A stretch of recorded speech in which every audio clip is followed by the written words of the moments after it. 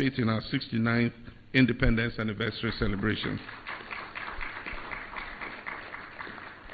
Your presence at this milestone event as our special guest symbolizes the unbroken thread connecting our liberation struggles, our contemporary quest for economic emancipation.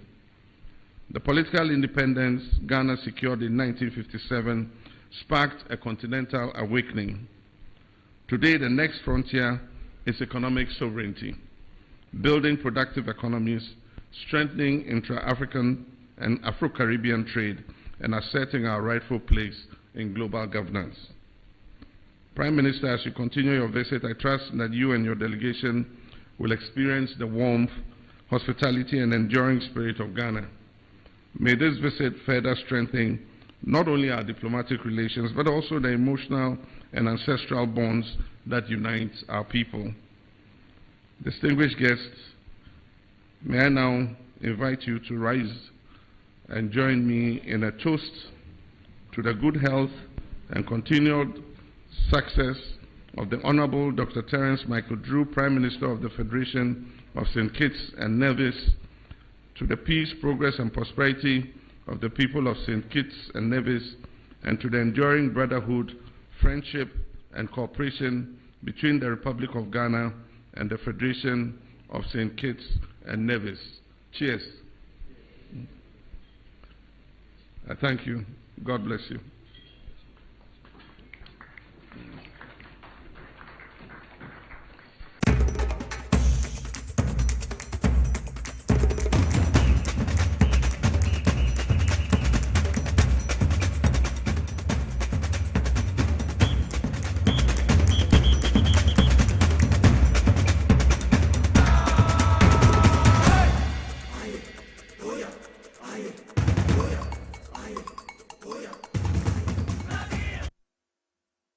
I always see a Samuel Wakwaba view at about live on TVSYZ in a Power 97.9 FM. Inside Politics, Jumedi, and Yesi in Kunya. Na and some Hodwa Akano, Yabo Modena Fe, Yabe Chichim, Neye Biemo. Yenina Eba Toa Yagene. It took off Facebook at Power 979 FM and at TVSYZ, Ewo Honum. Obomode na fe uremu abose dwumadi etwagu live and colored no abomode agebre na wahwe na fe wo de wadwenkyira to ase wo mrepem no ye begebre na fe ne a wachuro bia wo Facebook ano ya bomode ne akenkan de amam ukopie mo YouTube a ehon so ye ho XYZ broadcasting na dwumadi a yebedi ne nyina no me ba che wo so abomode de won aka ho ye nyina ya to ya dwene ya kyerɛkyerɛ ya dwene kwan a wo man Ghana befa so befa ne ntema pa bi de fra nyame ya adoma wo kyene ya Oman Ghana enya 69 years of independence. Intino bomode na ko ochro a yebeje wadwene na ya kan de ama so far Oman no free 1957 as afa ahodie bai ebepem sabre yi sign na hunu niema and going forward no then also say leaders no ebomode de tutu akwemu a yenyine betimi enya safa ahodie ni bi na Oman na fa de ntema pa bi e de fra me producer Mr. Kevin Asante Nemo Muko MCR, Mr. Ralph Jampo, Mr. Peter Cranton, Abbas, Imano Kusini, Imano Nete, Wamo, Ano Moshe TV, no so, na Fiji Media, na Kama Diama, now be PMO Studio Sadia, na Elvis, Francis Anna Fe Willie, Wamo no Mujina camera Senechi, na Wamutra, Jumedi, Ediama, Kama. Mianka Samidi Jumedi and Wuchame, Ediama Mugabe, Master, the capacity man, the Angels commander, Vacho Midin, Eddie Enke Obrempong, the grassroots president ukwapema nyina kanea metenase say dia na yeja ene sede ensam ne tie pepepe ana mede ba wafie mede ba okam mede ba wadwumam babi a wo gebre na wahwe dwumadi die bi anase watie yen ewo Power 97.9 FM nyankopon nhira wa mempreda sabri bia wo gebre se yenni sankomoyi enfamum se be ye no man no befa ne ntema pa bi na ode afra ye hye ene yen koma hodo na se a ye hye se de free the minority leader Alexander Afenyo Markin so bekaya na watwe atwa mu wo mra se bedwam ana okoke kan say recruitment na ekoso no kra no recruitment a ensem bebre wo ho corruption bebre wom enema bebre ekoso a enya de a eboa eno ana ma the interior minister honorable Muntaka Mubarak Muhammad said abi asemwa Honorable Alexander Afenyo Markin minority leader wabeke kano enya de na neje won kra nti ebe ya anka na sebedwem wo mo enrefer Afenyo Markin enfenema privileges committee na ne nsem okan ni nyina no won fa ano ho ye emra so enu ade ya ewo mra sebedwem ho ano Honorable Alexander Afenyo Markin wasori akasa mra sebedwem se ne nsem okan ni nyina no wo pa ho chew opa interior minister chew se anyane da na ogina no sibone a opa ho chew saade no obe make sure se enyade bi besi bio interior minister Honorable Muntaka Mubarak a oye ne colleague e wo mra sebedwem no wo momode no ntimi fa sa asem ne nche no na opa sa chew no wieye no interior minister Honorable Muntaka Mubarak nso esore ekasai enti yenhwe Honorable Alexander Afenyo Markin wo bra na wo de sa apology to dwane ewie a yetie Muntaka Mubarak Mohammed interior minister wono so wo bra wo ye gisa acceptance no e de atum yenhwe mra ne to adwumedi no so. Current ongoing recruitment by the Ghana Immigration Services, Ghana Prison Service, Ghana National Fire Service, and the police. Mr. Speaker, the methodology has changed. What we have been told and have become aware is that, Mr. Speaker, the entire process is now centralized at the Ministry of Interior. A private software developer by name TribeNet has been tasked to create a data collection platform which is empowered to run process through the use of AI-generated aptitude examination with minimal visible involvement of institutional leadership of the affected services. So, Mr. Speaker, to explain, this AI-generated platform being operated by the TribeNet software developer does not involve the police, immigration, prisons, and fire. So, Mr. Speaker, what it is that a person who is supposed to do an aptitude test does not answer questions in the area where he's applying. There is a software which is a centralized platform. And Mr. Speaker, that is posing a difficulty, especially when none of the security chiefs and their management is involved. Mr. Speaker, let me give some numbers. What it is that, Mr. Speaker, it is becoming expensive for would-be recruits in accessing this. One, Mr. Speaker, they need to buy a scratch card, have access to internet, have access to computer, and it is difficult, especially so, Mr. Speaker, when there are many areas in Ghana where internet access is a challenge. Mr. Speaker, what it is that once they log on, the system over a short period locks them out even if they have connectivity problem. Mr. Speaker, I am saying this because in my own constituency, people are approaching people for money to be able to have access. This is just at the beginning. If we don't handle this well, Mr. Speaker, what it means is that the unemployed youth who are already desperate will end up spending so much money and will still not have access.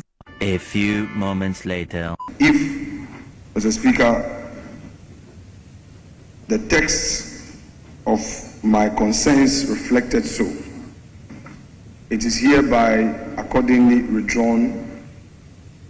And, Mr. Speaker, as colleagues, when a member feels strongly about a statement which is unintended, the right thing to do is to withdraw and apologize to him. Mr. Speaker, I proceed to do so and to assure him that concerns that would arise out of any matter shall be properly be brought to his attention. But on this matter, as I've said before, I will repeat it for Hamza, that anything related to him or his ministry is withdrawn. and again apologies to him. It is painful to be wrongly accused or your action to be misconstrued and be labeled differently from the intention that you have, especially when it's connoted with criminality and heavy wrongdoing. I will be the first to always say that fight for the right thing to be done.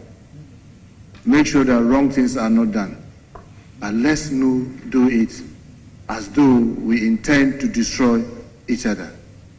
I am heavily hurt and heavily worried.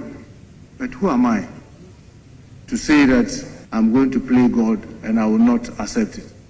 I accept it wholeheartedly, and I pray that this guides all of us, myself, the hardworking service commanders that I have, the hardworking staff at the ministry, for us to continue to do the right thing, and to also assure the minority leader and the minority and the whole house that if there are anything that they think needs our attention, we'll be more than happy to look at them and address them. But I want to thank you, Mr. Speaker, because even if we go to privileges and a member that you are referring to privileges goes there to say that I'm sorry for all that I've said, it ends the matter. My only plea, Mr. Speaker, is that if it is possible to expound that from our records, and if the debate or the comment made yesterday in any way was also hardship and the House decide that both or all that should be expanded, I think that may do all of us a lot of good. The Honorable Alexander Afenyomakena, Waye Mrashebedwem, ye Bakumano, minority no, Omubano da for Dom Kumano, Womubano da for now, one ye minority leader, one of member of Parliament for the people of Ifutu. And I would see in the first video, a boy na on making those allegations. Our recruitment, our air cost, now all parties say, near maybe cost more enye. One more cry, the interior minister, any contract, I'm almost say, one more enye aptitude test, near the ever in net, no sono, none in Yano or Sha, near maybe cost more enye. Nanso, what brother interior minister, Honorable Munta Kamubarak Mohammed, every fair no, and I say, well, ma'am, Nasabajam for Eddie Honorable Alexander. Afenyo marking edema privilege committee say ni allegations na we making omra no me momodia no me pa hontoma ana wo me kire sampa se watu mredi a ehefa pa ana esie ni wo eno ne ma Honorable Alexander Afenyo marking ba bie no say asemo a waka no se aha adwene a watwe asan na babia mrasebegem wo ka asem no wo ka say bibi asem na ewo mrasebedwem no wo yini nyina femfiri ho no muntungu sede se be se asem no wo mo so krada nti wapa ho chew se asem no watwe asan eye ne okaye se kululu ana scam ana corruption bi ekoso recruitment ekoso se ya no wono Alexander Afenyo Markin watwe asan wono ahunu se na asem na enye credible no bi oka asem enye credible na sebedwani a obesan bebe pa ho chew no Alexander Afenyo Markin wono no waye wose na asem o kan nyina oni nyina so obegyina mrasebedwam no biebie na no e kan ne sa keke e wo mrasebedwam Alexander Afenyo Markin ye kan asem no tina mrasebedwam for so many years wonim sade niema ye adwuma wo ho but say wobegyina no watum futuragu nipani eno no ehu hia ne se obeka asempa de a kire yen but ene de watwe no e de awo fom se asem o kan no a wode gu interior minister Honorable Mutaka Mubarak Mohammed Hufi no enye no kre enimu wapa ho chew enti the interior minister mfenche no minister sorry no say eye ne ya interior minister o say eye ne ya aseno na ha na dwene e won nsem a Honorable Alexander Afenyo Markin ekekan ne ho nanso womo aye na fofo womo aye nuan mo nyina wo fie ho ono ne hwan na beka se bia obi aye ne bone na wo pache wo won fenche no enti ono so wajai sa aseminum no aka but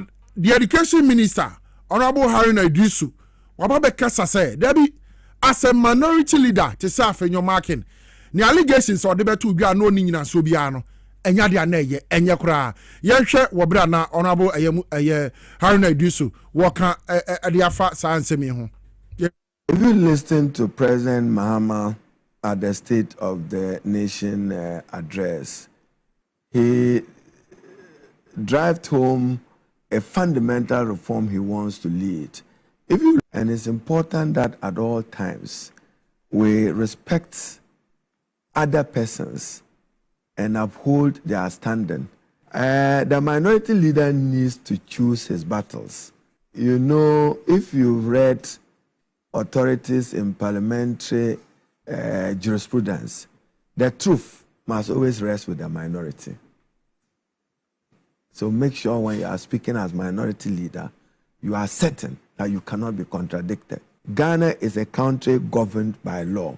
We should respect our institutions and respect our constitutional processes. Yeah. And those processes that guarantee. So the way we elect members of parliament, the political parties have to change and change fundamentally. Right. Other than that, we risk jeopardizing the democratic future of our country.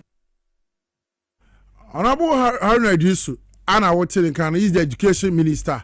Now, what church in Semu, Kwanya, the minority leader, one person on Yenuma, won't Kwanya obe Faswa, obe church in Sembimu, Obama no kure Edin and Nim.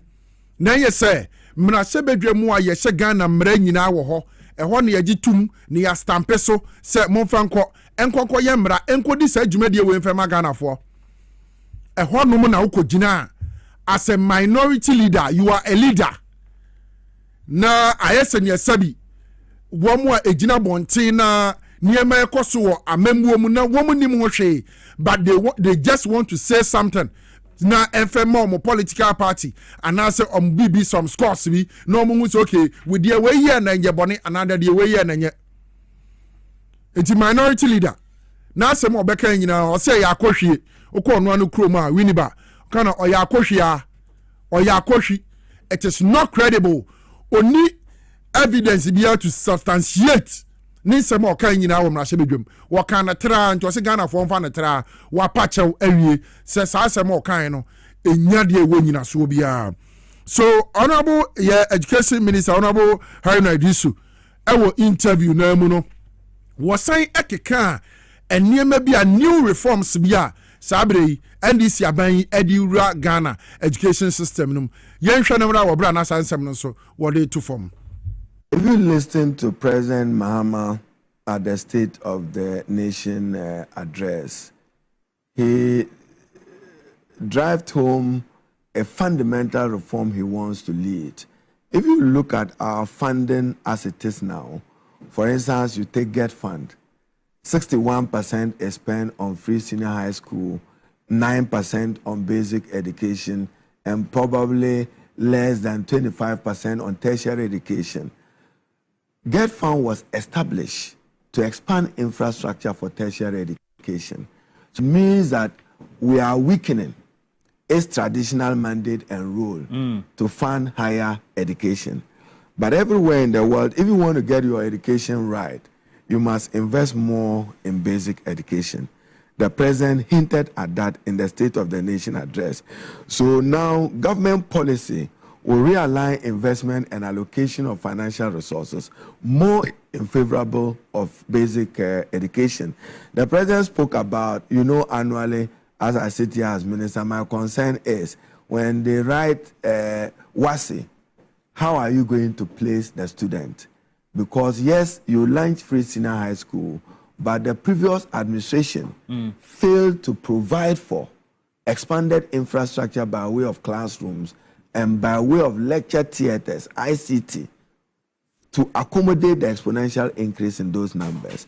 I mean, thankfully, President Mahama and the Ministry of Finance, the World Bank is supporting the Ministry of Education with $300 million to convert a number of Category C schools to B, a number of Category B schools to A, and expand infrastructure in the Category A schools. We've started engagement with the World Bank with procurement. On or about May, June, we should award contracts and get contractors with muscle to begin work so that within a year, we should be able to expand access to free senior high school.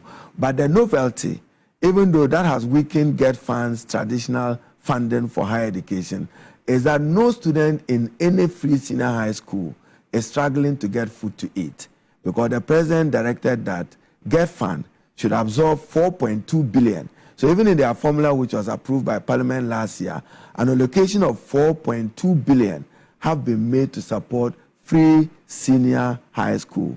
We want to create a skeleton of a free senior high school secretariat, original coordinators to supervise it. We are hearing headmasters preferring food, and some of the food, there are difficulties with storage and many other related issues. But for me, the most significant part of the GET fund amendment was that the president pledged to provide free education for persons with disability. We've honored that through the GET fund amendment. We want to introduce free education for all persons with special needs and get assistive devices for those in those schools, like Obrempong School, the Ho School, the Kumasi School. And the president announced that we are increasing their feeding grant from 8 cities to 15 cities. That has never happened since 1993. And then we intend to build special education school in Ho and then in Obrempong. I'm sure we are still trying to see if the World Bank will accept to finance that in addition to the 300 million they are allocated. So that you have a one-off shop where any person with a hearing difficulty or with sight or with other autism and others can be able to access education. Currently, per our budget, we're looking at 30, 18, and then there are 13 districts in Ghana that doesn't just have a free senior high school facility with honor and dignity. So, for instance, in Latobio Kwashi, you want to build a day school akin to what you have in Kwabenya. In Nima here, you want to build a day school akin to what you have in Kwabenya. We must work towards deburdensization. I'm not announcing a policy that deburdenize all. The focus should be rural peri-urban. In urban areas, you reduce burdenization. That's what it should be. Go to Kwabenya and see that school which was built. We should have similar of that. I mean, if you go to Asawasi, you should be able to build that. Or you want to build that in Zwarungu or in Elembele, we should be able to get that. The previous government did their part in expanding access to STEM education, no doubt about it. I know that we are even taking delivery of some huge quantities of things that is meant for those schools. I think they gave a contract to someone who was supposed to construct about 20 of it. He ended up doing about 6. I'm asking him to complete about 3 of it, one of which should go to Elembele, as I mentioned, one to Zwarungu, and the other one, I think I'm looking at the Oti region. So significant to President Mahama focus, want to be able to establish a TVET fund and probably take 10-15% of GET fund dedicated to technical and vocational education. So this year, last year, GET fund had about 100 million Ghana cedis. We want to dedicate that to the commencement of work on 3 technical universities for Dambai, Techima, and Damongo. And know that the president graciously has given out his 30 million equivalent US dollars to start the Science and Technology University in Damongo. The president, but for the development in Middle East, I don't know what his thoughts are. He probably may be visiting South Korea, and we expect that he would ask for additional financing of about 100 to 150 million US dollars to use 50 million to complete the University for Engineering and Agricultural Sciences at Bunsu, then dedicate the other 100 million so that you have 130 to do Damongo, and that will serve that part of the country in terms of expanding access to tertiary education.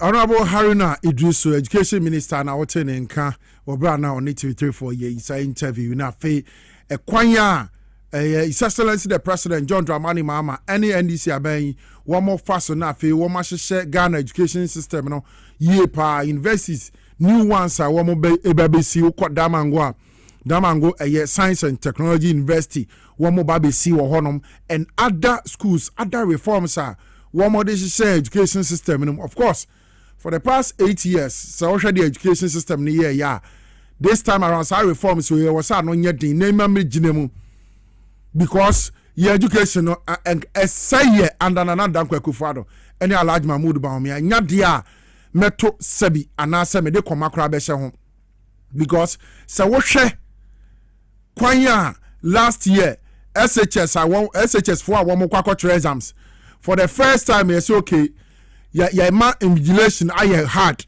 ya hwese mofra no encopy so wo hwe kwan ya mofra we actual exams ne basabasa na ekiro say previously na first na yen ye ko school and ye tua yen sika no si ye ko school mu ne ye try exams na se wo failure me ba to ye the line to ase say ya wo ye den ye promote da banana dan kwaku for the free SHS by pe and ye say aban na ebo ho ka enti ye repeat obi akra wo school mu bio to nipa ne wuram otimi tro ne din o otimi tro ne din o ye be promoting na from form 1 obekọ form 2 obekọ form 3 enti opa no sua de na enkola we afelia last year wo mo boss bo ana president Mahama ba ye no hwese mo fra na Mahama ye adwuma wa yek o ma ke papers ni bi o kira de enkola ni sua no koji free wo mo nsem wana but that is the system and another kwakufuado edi ni free SHS ni be create it to ho enti na we was aban ne man ni ko na wo mo ensua de no if you need to repeat them so wo hwe so na ni tinira na anim wano a na ma yina free ho national apprenticeship program yi ni apeba bi ni de na se ebi ono so ne de no time na ye ko school no na ni wo colleague bi wo class a wono ye exercise wie na si yeti na teacher be ye correction egu board no so copy kro beti ya exercise wie ti na teacher be correct okay say na answer na tie no or copy keke every board no so beti wo bi wan ti ni nim wan sa wo ye de ohu but se wo ko man nsa no djuma bi obeye na fi wo mo be ko school no nko free teachers ni etugu mu gidi share results about last year over 120,000 mofra no me fairly mass no me fairly English no me fairly way enti reforms ni there honorable ewu hia momo modern na fe yen school no anionyama na ewo mu no enti mi mrem na bibia enye kama yenko mra se bedwam bio dan ye efiade ya wo bra na his excellency the president John Dramani Mahama ekoye sona no na obehwe the minority honorable Alexander Afenyomaki in your picture wano ne kuta koko no na wawoso no maka yanka so bete so ne da ho no ne da ho no ne da ho no yanka se Mahama bete so ne da ho no enti na chant na ekoso na minority for no eyedede se yati koko akuafo tika so enti wo mo de omo mpene wo mo no omo ko ama koko akuafo wo breko a 2024 na koko bag ye 9,600 and so na MVP amanyo ko ma koko kuani no 3,100 enti awape na majority ni se wo hawa ye ko mu nyina kura ni ye hwehwe kenofori ata na wo ba yi ano se edi enti ne $100 million etu amna wo rich se ye ba be si national cathedral no wo he ye hu na so $100 million ko ene na minority for musu muntie na da wo no na da ho no yanka so bedwane na da ho no ntina ne na majority for nso afa the former finance minister honorable Nana Yaw Ofori Ata Kuntunkununku eka ne din ho asabre wadwane ono ade ne ho akwakoto prison ewa America wose ni man Ghana de sabre nya de wono Ofori Ata wo ba man Ghana ha bio efise ensemu a yesi ye bebisa no ebi a na wanya ho anu yie papa na picture ya the majority caucus emma so omra se bedwam de kire se wo mu ka se Ofori Ata bedwane ampani nuane ampa wadwane akotena America sabre wasi ni krom Ghana wochi nyade oba bio enti Ofori Ata pictures a the majority in parliament print ya sada no wo mu so wo de kire wiase nyina se eye papa ni wadi Ghana finance minister wie na owie ye no sika sembe birebi atochema ne yefre no se wo mra ne krom meya no na wasi wo me ontimi ma emeya no enti se wo da prison wa America kura wo person se ni fie kama e wo cantonment wo no ken na Ofori Ata wo beba no wo babedem because in some way ye bisa no nya de obetimi ayi no when the minority leader say sa semini si ye wie ye no the National Council of Elders adema MPP amanyoko no wo mafre no wo si ade na wo leader wo gina ho na wo ma ho kwan na majority for akọ print a former finance minister picture na wo de ba be kire say wadwane afikrom a Wunim se egu abusuo n'anim ase. Wunim se egu MPP fo anim ase. Enti wu leader kwana koka kire eye majority fo se saa de no omo hwe no omo anya bi wo mra che bedwam biem. Enti the minority leader Honorable Alexander Fenyomaken was wo ka kire the majority say we de wo pom chewa efi na kroi mo mfa kenofurata picture e mamra che bedwam biem. No mo fa ma memekere abusa victory gallic mission na so masene se eja aka ni nyina no memeto ngu MPP fo so na de omo ye no omo guso a omo se wo man Ghana it Alexander Fenyomaken say wo NDC the majority ni chawo mo fa kenofori atapecha mamra che bejembio mi Obrempong ma adwene enie mahunu say picture no mo de kom na che bedwemo e ha MPP fo no e wo se majority fo no ko bia printing fam mo ne bag ho wo bia printi na nakonwa wote so wo mrase bedwam won fa kenofori ata picture machire won fa mo anim desk nanim omo machines no omo laptop o se desktop na sisi wono instead of a parliament logo ne bon won fa kenofori ata mo abri bia proceedings because so ewiase nyina hunu say former finance minister of the Republic of Ghana under Nana Dankwa Akufo-Addo eni Alhaji Mahmoud Bawumia wadwane afri o man Ghana hanum say woman sika etochem woman Ghana sika akodi didi mia hodo a yehunu ba bia sika no woni nyina no efa no agina ken na ya oforiata so ana oye finance minister under na Dankwa Akufo-Addo MPP abanye betena banyamu 8 years no mu kofie moma fa koko amudi mutirimu no mode kwakọ bu president animu ase se watiko ko akuafo bo so eno de mumu huru ni say okay the National Council of Elders edema NDC eno de nyom ya eno de aha president Mahama etienja mu minority na mo de mumfa koko nkogina na sebedwam na monto na obede no wabo obi no wa kire ba bia wo ombo obi a wo ba bia nsuo kwa ye ne ya enti the majority no so betimi aye a eno ehu se hia de mo man Ghana no eno na mo ye no and say nka Ghana ni bia betimi a anka print kenoforiata picture na fa bo ka chi natural wanted anka Ghana ni bia betimi a print kenoforiata obi afi anim montro mo wanted by the Ghana Police Service, wanted by National Security, wanted by Iyoko, wanted by National Security. Obia yesheke no foyata. Until say the National Council of Elders of the MPP are one friend honorable. Until they are able to quack no foyata. Say brefie na Ghana isheshaw. Wudi ade awie no. Womu sika sembi ankwaye. Sika bia fefa ba bia womu ntiase abafoforo na eba ye ne say brana beyiwa no until say you are able to tell Kenoforiata to come back home from today. I was a Ghana ni bia yam printing wanted Kenoforiata tade ne yense okromu a I was see a printing masebe gempe na honorable Musin de ye kan anya no kure Kenoforiata wo he Munko fa membra ye be jai ne ho asam ka some people before to me Edikan led by their flag bearer Dr. Mahmoud Bawumia and na chiyai one na yiri Samira Bawumia akoko okata na so sabre nyame adom yatimi ayi o mafikata because and to kwa koso wo bomb koso wo president ne hu former vice president and flag bearer for the MPP on ne hu ka fo mo ye abai pa na teso eti oma bo modi oma kwakwa yi na firi ho imagine say ye will be fofra and some be why I am pese ye beka e wo TV ni radio so because awe ho na tan imagine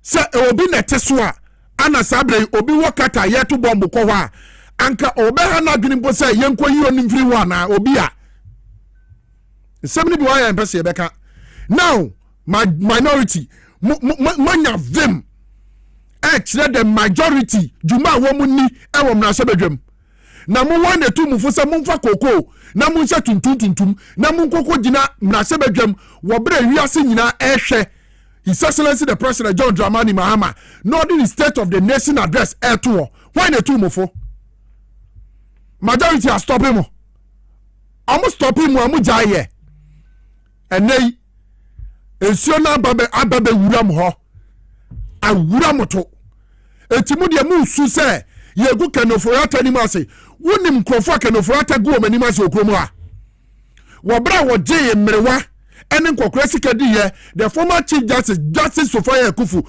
wo mu nyina nante ko the finance ministry ko ye picketing ene wase be na tene se me de me sika to bond wa ban ho na me twen se menya ho mfaso na me de ato medro me de ato meduane adi na nka me ho ato me wobra manyini ho na aban se wa fasika no fa ma ene wase be na sene saa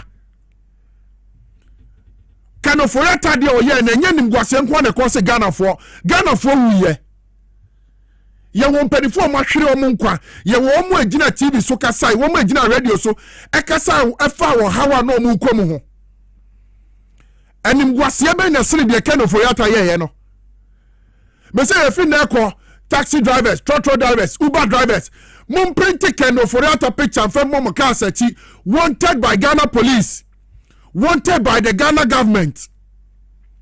Yashusha Kenofoyata, and until some betting produce Kenofoyata about my Ghana mua, the majority in Parliament, Moko Parliament, be a Munfa Pechanenko. Munkantre Yasina. Say, the former finance minister were Johnny for my Ghana mua. Wakwakoda prison in America. Was a prison one wope. Essence of Baba Ghana. Nani Jumedia would do so to some no. Wabanu Baba Yano. PDS and said some can offer Baba Yano. National Cathedral said some can offer Baba Yano. Kenny GVG. $178 million. I was so Yano. Sika after paying Sase. Ambulance spare parts contract. $34.9 million. Can offer a sign here. I was so Yano. Womanyi sika afa kuntuna se afa Kenoforata any MPP abani nsem no da bia me ka kire me se MPP for to se se wa ho MPP for opposition se so mo tena opposition 20 years kura kwa mo ndi obia wo oman sika MPP for afa and da bia me ka me se me hwe aban yi me hwe me president John Dramani Mahama okukudufo Kwame Ababio, me hwe wani your excellency. The past MPP officials, me say until say me enke Obrempong, me hunu sampa ya chi asumesi na obentin sika ne yaje, ya sankura mano punishment bi kodem 2 years. Wo sika na wu ya ne ho, kodem wo de abakura kodem. Me trying personally. Omo bani me trying. Anya me nko anso. Ghana fo a wo matio mu wagu wo se wo mu twen so mu behunu saade no wo mu dos yie pa se reset na wodi aba no se be fo ntima pa bi afri a prosecuting these past officials of the MPP government ebe play key role our reset agenda him now the Ghanaian youth behunu say a politician bien wo beti ba be fa ni sikadi ni wakotena fie no wage na home hwani am e koso and ABB obati sika we na fa ayira obati sika we wura ha mabio obati Paul Gudam almost $12 million ba mi ase yaye oboa dam bia ni ho sika nso aya mutu yangi $2 million ya fa feasibility studies ya be sky train Professor Amia Kufi $2 million ya mutu ya kiki uhunu COVID baso this MPP minority se see omo ka say at the machine Ekosi airport wo ba $150 and then me hwehwe MPP ni biara a wo betimi abaka kire wo man Ghana say machine ya dey see airport ejiji $150 from passengers a wo mu use Kotoka International Airport no revenue we generate yeni yemfamra $150 per passenger MPP 4G bepe mo net yeni baby eskanafa. These are the people. So me can MPP for one semwa. And yes, sabi. No, I don't hate anybody. Why me time back on it? But we need to tell them the truth. What my best say what mine no. me say enema bebre wa presidency kura mbese beba bonten wo mo efa kwan so na ohwa aka bia bibi jagu wo DDP ye ajeje nkokora ne mere wa sika no enne omampani John Dramani Mahama aban yi wo mu tua interest ni nyina de ama wo mo omulusu wo musika enya onu no ye o na dadu dan kokufo do amamuo a wo bebu ye ebo abesia to the sense now you call the bond marketer will be any beso magana ska wo bo besia untua wo bepe den bie wa ha aye sana ne yete hu entie ni na nkokura ne mere wasika egu ho no yenko na yenko fa yensanto so ni yenka kire nkokura ne mere wa ne se sika ne yentimi fa mamu sesi a mumma 5 years mumma 10 years mumma 15 years ansana yen ekufuado yen ya ban ye betimi di musika mamu back ti nkokura ene mrewa a wo hododo wom yekuta wom sei ebekura hu ade na mo mekuta wom ne ye de wom akotena finance ministry anka keno for yata for once enkono ngoka kira mo say ye siramu dia banani mo hwe yanim kakra ne woni sampani mbanefo ya angasada wa wi wadwane what cause this pain what cause this embarrassment and ngwasie ben na sene ne wode ye nkokora ne mrewa keno for yata and na council of elders the my MPP tell Kenofoya to come home fra Kenofoya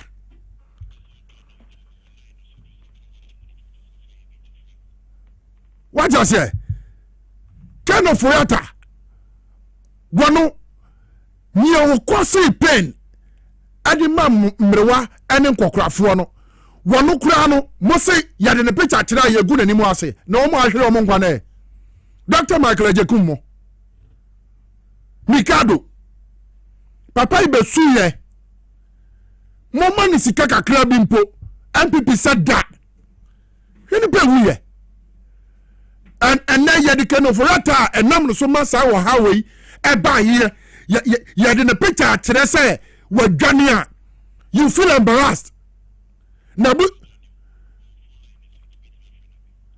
Okay eti yanko ahoma so na yanko nkodi nkomo wo asem ya meke ya no yani nkomo ahoma no so mra Mr. Sante yanko hello Obrempong capacity man yanko pardon boss ego so ti ya I'm enjoying the conversation. Okay, very well. I just want to commend you and the Mbowa Paso for a fantastic job. Thank you. And I've never and ever regretted bringing you to join the SYD broadcasting because you are doing fantastic job.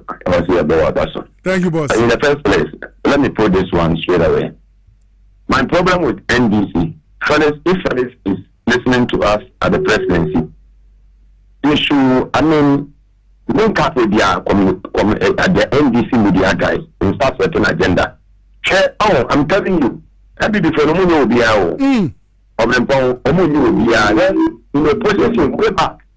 From the year 2000, one police handed over power on the 7th of January 2021 to MPP, 2001 to MPP. That's on the present perform. 8 years in Ghana, you were already thinking about that was really good. Really good. Try to bring NDC back to power in 2008. Because I want to say, some media guys now, Accra FM, any SYC broadcasting, all of us were around, and we are more than willing to say. Sometimes I'm not feeling and crop warning you. It makes sense. And sometimes I won't hear. No, I won't say, the government must not know. I'm on your day. In the media, we have agenda setting. Set the agenda for your media guys. Every week, the MPP phone in Yantes, no grand on my day, and no matter Ghana. Police can do it and do it better. You know what I'm talking about. You know what? Why is this? Never win in a costume. And still, not for being in a boundary because, as I say, Attorney General now, or what is that? Friendly matches in the Dawson or both friendly games. Win, and win, and we court. It is time. Here, catch it and go for and say, hey, just to look down. I'm telling you, I know what I'm talking about. Juma, your mama, yes, I'm for Philippine. The main way I did so a campaign here to win power on the 7th day of December 2024 was corruption. And then I nam tamani, you nam kumatini, you see a person who nam takwade, near nam a winiba. And now, very much is near too much. Attorney General, I know appear about no press conference. We don't need press conference. Go for the press conference and you can pay. But for the Dami fast or the MDC put today, if I saw ever Ghana. Me, should one as an example. Here in the that's what the broadcasting. Then I what the door saying, why you do call, you do go in a court. I put the door saying, that's why they don't go in a court. Radio station saying you do no Ghana. Your class here, near you feed your CSC. The class here, near you feed your CSC. That's it, suffering. The grassroots are not happy, and it is plus.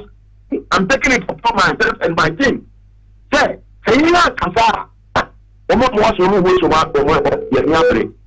I'm directing this to Honorable Forest Squad pursue.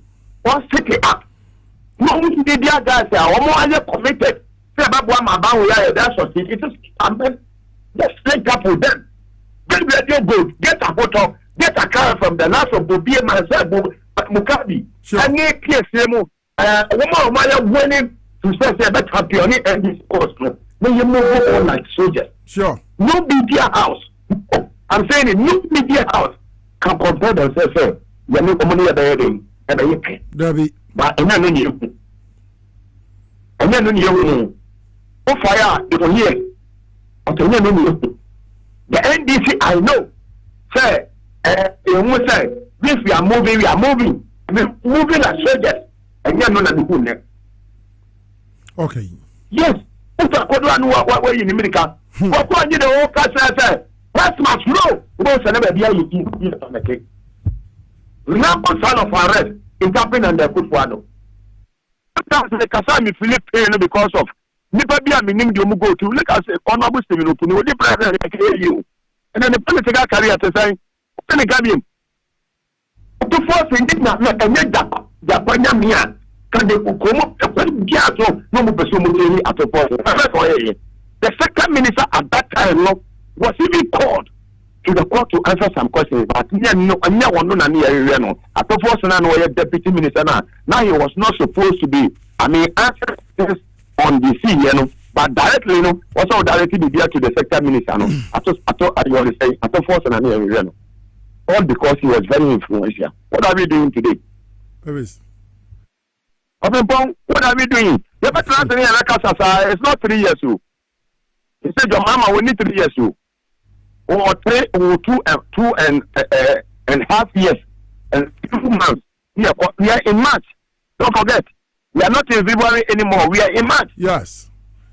When can stop it now? Before we say a break. If the Attorney General is not answering, this will raise up for him. I don't know what the corner of it may you should take him there. This is one more your wife is a mobile boy, Mahamano. Yeah, it is time. It's first. I'll see you be money by a substantive defense minister. Sure. Sure. Money in our boy defense. Our borders. Look at what is happening in Burkina. It's any town, one of Babeka. I'm saying, you money go on the Kayadin, by you moving a bit because you won't.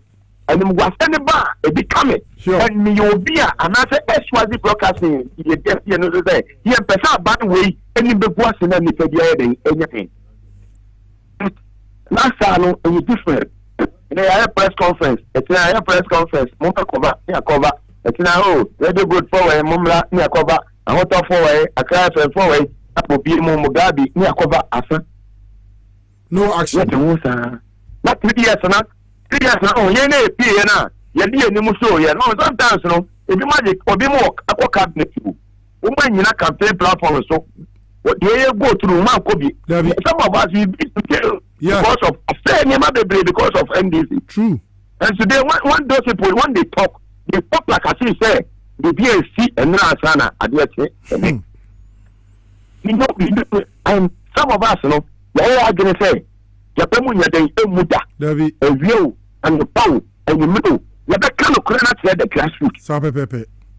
Naga will say, I mean, Ghana was a funny to my party. They're not here to attack anyone. But, I mean, you see justice. No Ghana how. Then this is one corner bar. Omutimi Bibia. Aquama Penny, that our one is the buffy. Because, we won't say, never do one, slow. After the Nera, no, let me reflect you for. You don't come why could you kill more? The other day when I die. Now one is the now one is the Capus. That time was someone prison. Eh? Now this is launching a year manifesto. I will keep push a year Robert Nelson sports schedule. I said, don't make them. MPP keep on changing their names. Yes. Yes. But they are the same. You can't hear the crowd. No crap. True. Now we say I find out more we mo. What for work as soon as my boy. Yeah. Eh? No omanya no kasa. Use the containers. Ghana water. Yes. And today, some of the institutions so far, they are not contractor. A MPP for now. And you was a contractor. We were up to date. No, I'm telling you, I know what I'm talking about. Wow. We need to wear as Mugabe. Eh? There was a company with a MPP. When this in now, and this contractors in the Breu, 8 years in two Moka Preba. Tomu fee, a demo, ain't you going to more dialysis, kidney problems in the the last of our party, yeah, now that fund on the board, as in that party, then before you know, 8 years, we got Preba mana. They are going to go more Ghana. Every page bank, whatever, no, yeah. Yeah, J Bank, you know, 100 directors, that was our bank, you know. Go and do yourself. And you know about power. And yet your mama never saw your cousin will say, oh, you do it. A daddy and the dog, so when you know Munya Juma. Omunya Gadiano, no Munya Juma. Not done for me and this a town, no, that's true, no. Woman in your own say, my way, I know a man. Near one Kwasuma, especially John Dramani, Mamma. Maybe they are not paying me. Look at the people around him. Very disciplined executive secretary to the president. Dr. Alexis. Say the chief of staff, very disciplined and humble. You said the most was sleeping on the job. No matter you man so. I mean, they are story and Tassa. Tassa. Yes. Almost see any abbey. No, not for the son in the mountain. No, when you know a Cassa, a cocoa board. Yeah. Eh? No, when you know Cassa. Now, for us, a bizarre woman not to be near Nakasa. And then upon a mountain, when I'm a mountain, and let's come here, you know, or this man does it, a yes, for your representative. I say, okay, that is the system of the judicial system that we have in Ghana. This one, yes, uncle. Already saw this will level, you say, yeah. Come on, yeah, you quality about you much, but no more much this year. 2028 is just around the corner. 2028 is just around the corner. It is not going to be John Mahama. Juma John Mahama, you know, the other piano. I want to campaign on John Mahama's achievement. Sure. President Kufuor, President Kufuor, Western is overpower to a MPP. A year person, but I'm Memusa, the one that is Memu. President Kufuor, none of us in the hand over power to President Dabi. Thank you. So amen. Yeah. You want to do your mama here, you. It's 2013, ABC 2016. Now, so, and no one who are MB before it, and what's appeal? You have the media on their side. Yes. The general, the farmers, and then the big heads all around. I will mention names today. Sure. That's a diagro in the area. That's a diagro. To be a proposition, will be a pay. Abine by, you know, abiding 2 years, 1.5 years, square with Yai, or Mamma President here, or Momo Pay, Momo Pay, and no another. And I put that president in the money in Juma. Juma is performing, and then that's 3.3, right? 3.3. Fantastic. Yeah. The mama no no answer room the film. Room the department agencies. Entry will be the also way. David. Thank you. Honorable Julo Zabra Juma. Dr. Kalisu Sajuma. Therefore, say Attorney General, who deputy. Ministries need to be all common deputy. Kofone na mabontra kaka stadium. Most of my society are montage. I mean, so I am about the defending. I will never defend it. Never panel. I will continue to defend it and maintain my credibility and my integrity. Because good name is better than riches. I like what you are doing. Keep the fire burning. And nobody can stop you. I say keep the fire burning. Continue to say the truth. Marty. Continue to say the truth. Marty, boss. Maybe being pursued. Say, oh, daddy, don't attack anyone. But keep on saying the truth. Marty, boss. You see, no clown. You see the truth shall always set us free. Yes. If it must be done. It must be done well. Fantastic. Okay. I'm done. Boss, me that's ne umre wie any adapt kesi ya oda wabeka inside policy jumedi ho. Me that's ba. Okay, inti Mugabe Mase, the capacity man, the commander of the angels. We see openi jariya na enhia sa. Inti medi esiha na fe yakọ victory garlic mission for aso ye. Wo mu nwo yarewa hodo ha esa. Hwebi na bebo ana so anya pomdin. Ye hwe omra. Enua victory garlic mission na wati ni dina tia ni se na edro ni tie.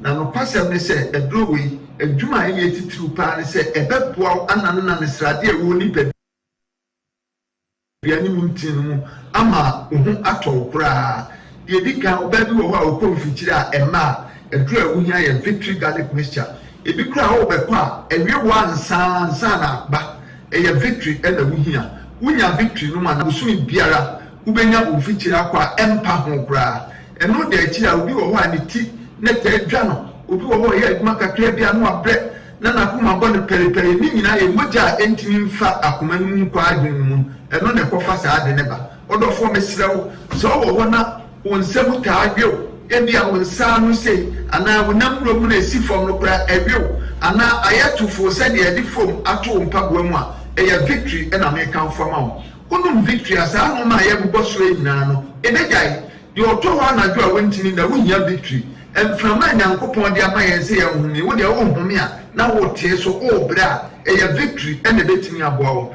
ye wo bi wo so a wo ho ana ne yamahye no a obia na ne ka obia nya ne hwe obi wo so na kuma bɔ ne periperi ni nyina mogya ne ntimi ne afusa ne ye wo ni pedua no edru awunya ye victory garlic mixture de watwa bra ya bia ya na se kokodue ne nam no no ye ne basa eya victory ena me kan fo wunya victory bi no a ebeboa wo se doctor de watwa duro so sani a ubetimi anom victory na ka waduro wonna ne se waduro no na abenuma media biasa no anu we so na abenuma no anu victory no so achi media biasa wo ye ne sa bibia ba de kama ma se wona se tata wo ye agya ho aduma mesraw edura me kan fo ma wa ye victory garlic mixture mesraw nipa ne bia dance a ye pese ye fa wo ma dance na tie na se wo so koto a ubenya sa dance kro no a ntwe mi mpedwa mi ntumi ni di mi yare so mene ko be 12 years di man nundu mojedru 5 minutes de kimatutu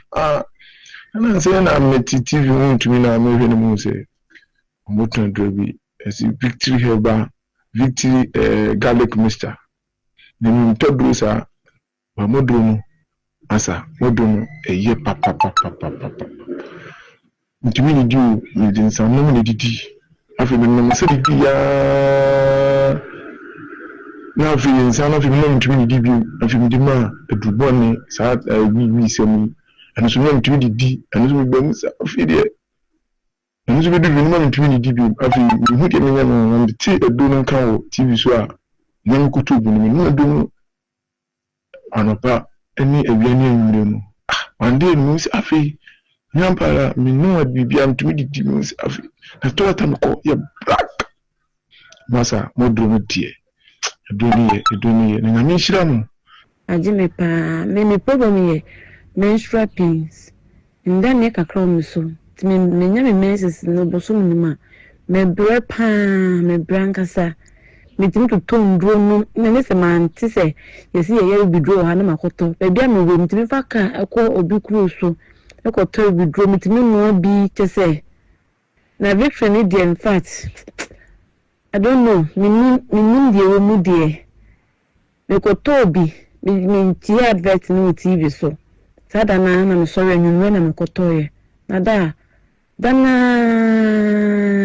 me say ade yi to me paadi mu no mo ja tropa yi to me paadi mu ti me twa to me phone so kura say ha adwene a enka me de betum aka ho na mo ahye te say so one way you call ka se me bia me ya bo hye na me no maduro bi te say if sada na yi sa mo ja tro to me paadi mu no me no means se no maduro e ma me hu sa e mo ja say like say quarter te say ni na flow kama ti victory tie mintimi enja ento ho te to de bia na mo ba so am mo so ba so na edon na me di hu adanse obi si me de cholesterol sa de body and abam hipadua ma be di atenase wadro ye victory garlic mixture se we ya victory no ma cholesterol no se na ni density bia no victory be yin ni na afi ni padua no odo fo wo padua to anama na 024 2545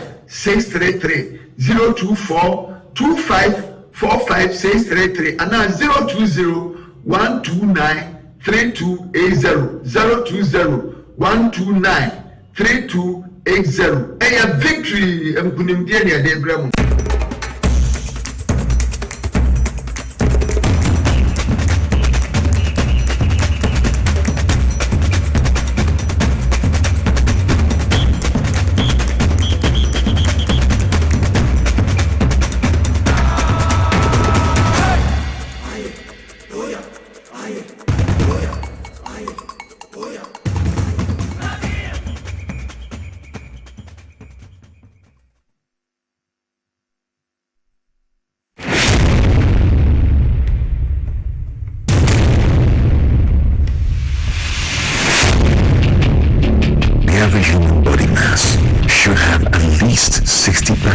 water for optimal performance in any physical or mental exercise. We can help you maintain it naturally.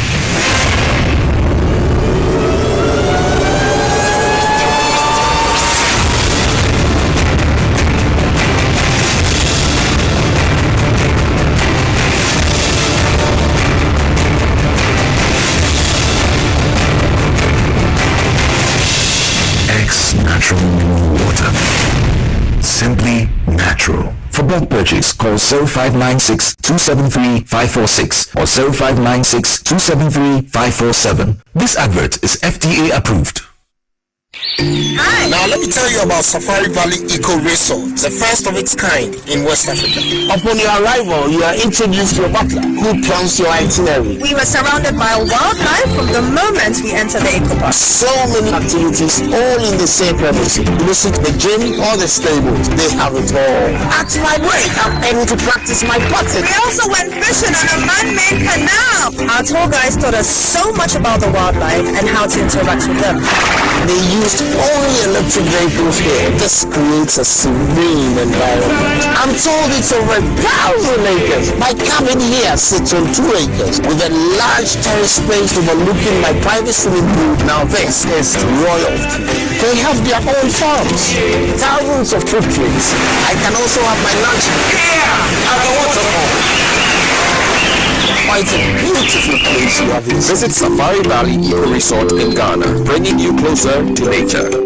Now, again, I obey ya. But that for my son, your food, oh, Miss Tantry, I also ya tete be ben fie pi na so ne yam nyono da se me chew no ahodo amato a me hunu hwea ebe ye nwanwa Menye ni say what ulcer tamfo Haxa capsules any Haxa mixture yanu bom kutia ulcer no bia ma no anum anka no what no dadaada ulcer dro die eno any Haxa capsules any Haxa mixture ankom ni nchiremu ulcer ye kura eto ye funu ene ensunu mu etina wo ye funu ekeka wa wo je wo ho a enyi ulcer etuni ema wo ye cheko ebra wadidi awie so how aye ulcer there compare Haxa capsules any Haxa mixture nanum bom na ho abeto Predidu atua ko Okanshi Drug Lane Kumasi Dani Herbal Takradi AA Mensa Anafre 02038228855 Apefo abatanya wama won mofremfo ene mofra woni mfiedu mienu enka ho Haxa capsules ene ne mixture Satanfo edi aje edwade nkrato yi ato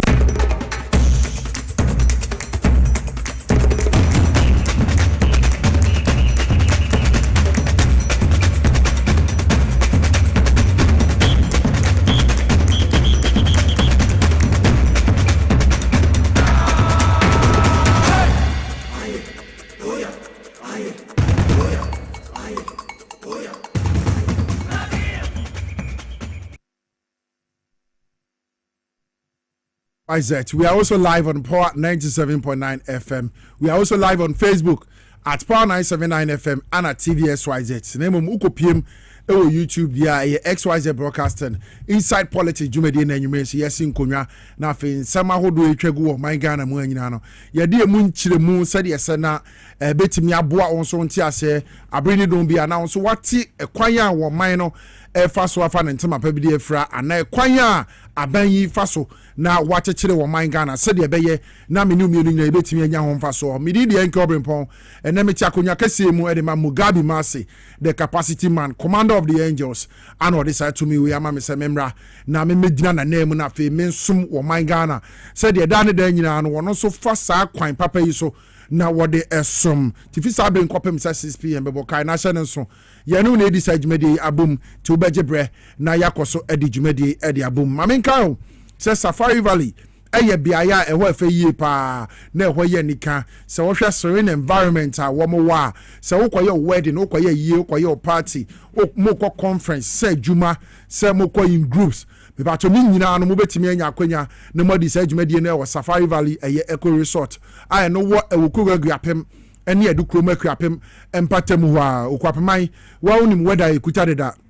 udu baby anyu nti Safari Valley Eco Resort e ho afa yie pa e home away from home se ukokodu ho a ne wo hwehwe asomdua a wonhia no wo fie nyina no me ba cha otimi nya bi wo ho o ma create man made lake wo ho a unya boat wo ho a wotena so a wobetimi ne wo kani motiso riding nyina na modi nkomo omo zoo a harmless animals wom ai no so betimi anantim wo bra wo gemframa ana wakona wo koje wa home e wo Safari Valley Eco Resort bomode na friend number ya me de ba beto dwai bia na wo pese wo kɔ na wo kodi holiday wo kodi vacation wo koye wedding koye wayie koye party koye conference me ba cho ni nyina akwanya kese da ho ma e wo Safari Valley Eco Resort number wo betimi afre o mo so nie 0596 914 394 0596 914 394 and now visit your website no www.safarivalleyresort.com safarivalleyresort.com now fe wetimene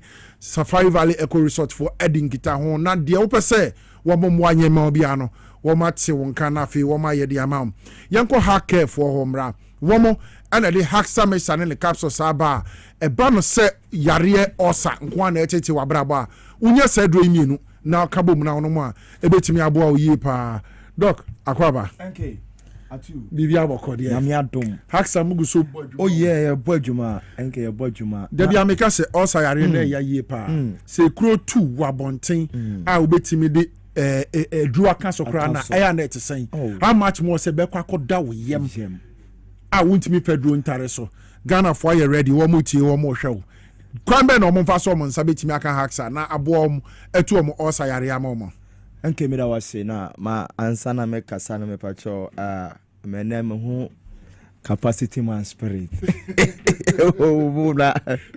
ejana no hye ba wo bo adwuma no kore na wo ka sana pop on mine yi no saa so na Haxa mission capsules ye pe fa hodie e de ama ni papo moden ho nsensem eni ntabusuafo ye ba wa kwa mu se ya naturally say Haxa mixture and capsules Haxa mixture and capsules a drone tafo a ye nom e stomach ulcer e free ni paduanum e ho dawrubo ane ye de brew minim sa woni mienda dawo na mom na review ho ntina de bia na ya na ye ba wa kwa mu na ye no abedi nkomo enu ntimi paucho wo mame sa fa enchia kura ma ye nuanum muzalamifo a omgusu a mo ye Ramadan na ye mpa bo ne se Allah ebeti obi ampaye na mom no bomodin aso ye muzalami ni na ugusu ye fasting bia opepe Haxa mixture ene ne capsules na odi esi wonchen esansa satan mi samrei ana stomach ulcer yaw mu yefunu mu yaw no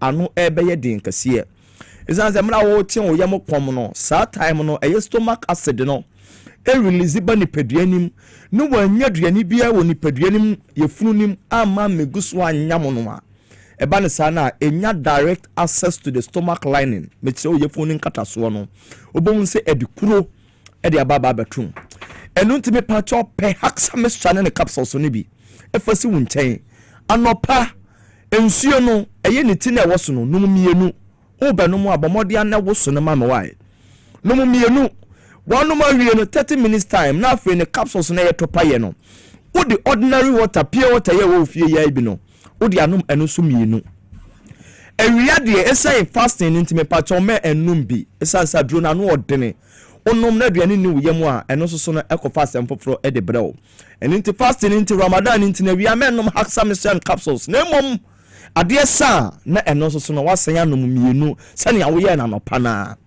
afei no ubewie Ramadan 30 days no bo so me nkwa wie na ebewie Ramadan no obehe na why fasting de na nso sabi ye hunu wo ni padua na ho kora se sabi ni padua na atotwoma esan se uni padua no asisi so ekuro bia no ema meto nipaduanim ya obiara ni ho a woti wo nipaduanim utumi edidi kama wo nipaduan aye fefefe moton tasbi bia de na kwam kono kope Haxa mixture and capsules na nonom ema ohu enye den ento na di number no screen ne kura no so no fa wo phone na efetwa e wo screen so okọ herbal shop anasba bia tondro bia no a wo se stomach ulcer dry air trendy Haxa mixture and capsules we be ana mepe atani atan endro no we be ana mepe e de ato na odro ne say adro ni bi ni ho e bia ya shorte e bia bi ni ho ntimi ma afoforo mfansi anan a menje wai abusua ne mom fe number we ba bia wo bia no say delivery mpa ye de bebrel ne mom se ne so delivery asamba mu dia eno de wada roma wona obetua eho eka na eno so eho asem no enti number no ena go screen anim no ana say 0240 23 83 10 0240 23 83 10 and 0203 822 855 0203 822 855 also betimi afre 0546 189 405 0546 189 405 mene wo kasai wo de frɛ numbers yi mu bia ya no bedi nkomo na etren atinka ben na wote wo nipadua nim obreko stomach ulcer ba beja wo nipadua ne so no ye ni nkomo na ye ma wo haw no anopomasi brewai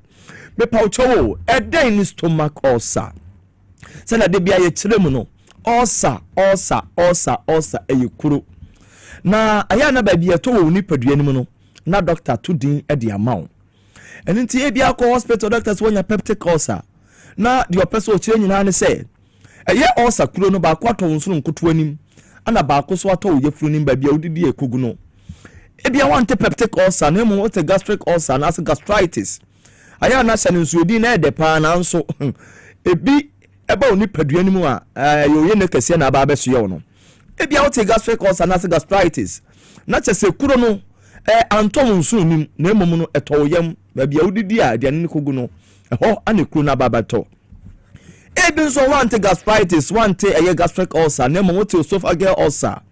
Esophageal ulcer, no one may say pipe when there's some minimum animal. A hole and a cruna baba beto. If you crown also see a mouth ulcer, you are ulcer who will be brave. Now, a dear ye, as some then say, a ye hack some son and a capsule see a year behind the road at we. Ulcer type will be a woman.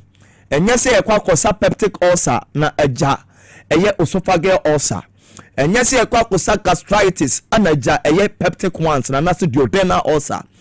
A sa ulcer type will be a woman be a unipedian, a couldn't be a debiano.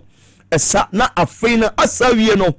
A to me, I'm what me did I come on, not for unipediano, I to boom come fe unama no bia hu say sister yi nansen why ye fe abrantie yi papa yi nansen why ye fe abusua o say yare bone enu ti say empo no wo de yade bi ebehye say we di spiritual bomodi aso be ko check up na ya hwe say bia H pylori mo wo yom de osa bayi bi ana say osa kuro nankasa na bi ni nipaduan me san say one say na wonu obi nya asem na se osa ibi besua oso an hwe a o de bese oni pa kono se o de wafa ba bi san se osa ade bone ya dia me pacho besua wo so a sebi o wo honom a udidi all right nso na o from oso tia na eti obi nso so de kwa de eba na fu itimi ye kapu obi ye kase ye fan ono nko na fu ntimi ye kapu emframa gas nko na ginam eno no obi friend no say me de ne de eba me gas na wo me yam no ntinam mitimi yin from aboni saa na fe no fe de ntinam de ahye nkola abusuya the stomach was a bit me aye ono ano odene bo modia na pe haksa misa ene ne capsules na no nom eno ti be pacho yan ko signs and symptoms a e bia wo tinka wo wudie ni mo abehunu se we de eye ulcer na ba beso yem so de kan obu wono mo a south taste aduane da nanum kra won te aduane ne de obu wo close aduane da nanum a wo se se sebe abuo bia besia bi na guma num no on te aduane ne de ulcer betimi akofa o hawe e de abrawo obi wono mo a me pacho wo body de awie no o se aduane ne gina mepo ne bunyina ye dududu aduane no ase entimi mo enko ne yem ho no aduane ne gusu gina obi kura de otimi ka se seseme kon ho obi kura de otimi ka se aduane ne gina meminim enu na awurade amfafia no de ne nsa wo ne minim se ya no afia aduane nyina ba bonten obi stomach ulcer ba ne symptoms awonya no onidi ya ne yem ya odidi ya ne yem ya onipa ba akokosi enkosi koda enkoda na yade ba akole chese de wo ekeka wa ko ba bia mempese me bodini yade bone papa stomach ulcer na so haksa me shane ne capsules beji wa kagina mu why shane so si aduro we ensa yade em yensa ensa yade em yenu yade ba akope eno an stomach ulcer eni ti se wonum so ulcer bia ba sia wo so na wo kope haksa me shane ulcer yi ne capsules yi bi to na wo no a ebeyi kuro na firi ho ebeyi yawo na firi ho ama wa ohun ayeden atom obi nso symptoms awonya no se wo se ya meboa no honom se ntokuro na eda honom no ehotimi tutumi eyame ya na asomatiri bremo matiri dompeni nkasai no na ma ehonyina ya me ama memfim pade ni nyina ya me ya obi osaba ontumi mpo entwini mu se ontumi mpegya ne nsa me pacho osa ya de bone obi osaba sanse ne hono eye ne ya ne ntino o kasa kura kasa ne ntimi madene o nantim pa ontumi mfa ne nan ntiatia fomodene ontumi mpo entini ni musen wa twini musen me pacho de ulcer betimi aye wono no kona kope haksa misha ene ne capsules obi ulcer ba me pacho won na ne bofu no obetimi atetinta suyo sa ya na ye ne sensunsun na aba ne yam obefa sunsun ro nyina bi na nso still na abofu no ne wo ho esanse eyekuru obi ulcer ba me pacho so okasa na enkamo nanum eyekuru na wo yam to kasa na mframa fa ekuru so ba bonten no na ede enum nka abara beja wo nipadua ne so halitosis and as bad breath kona kope haksa misen capsules ne no no why washia maami na person ni di nkomo washia sister na person ni di nkomo na sebe enka efiri wonu mo ba no enye mesia mfede wo yade na yade wo honti na yaresa wo ho wo nipa de wo yade wo be yare na mama stomach ulcer dia ye ni adaje say ye kosa line na yi hospital light tintin o say ye ulcer kwa dia wodro ye haksa mixture and capsules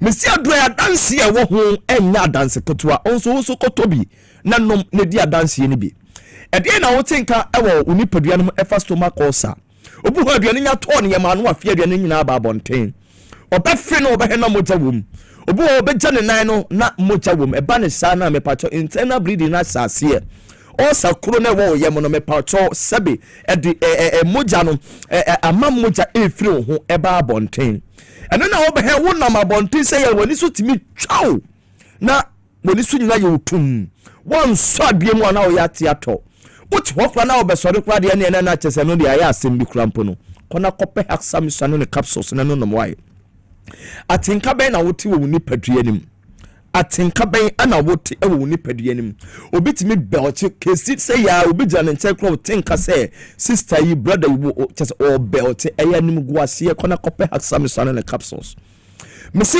osa ye funu kru ewa duro eno ne haksam sha and capsules eno ne da screen ni so no fa phone say ya na wudi atwa uduru ho no mu a o se papa we bi adro we bi ana me hwehwe no mama bi na me nkono mama osa asiye entomfiri me nipadua nim woni bia no afre number na egu screen anim no na eno nso so no ye de bia bro ba bia wo bia no 0240238310 0240238310 and 0203-822-855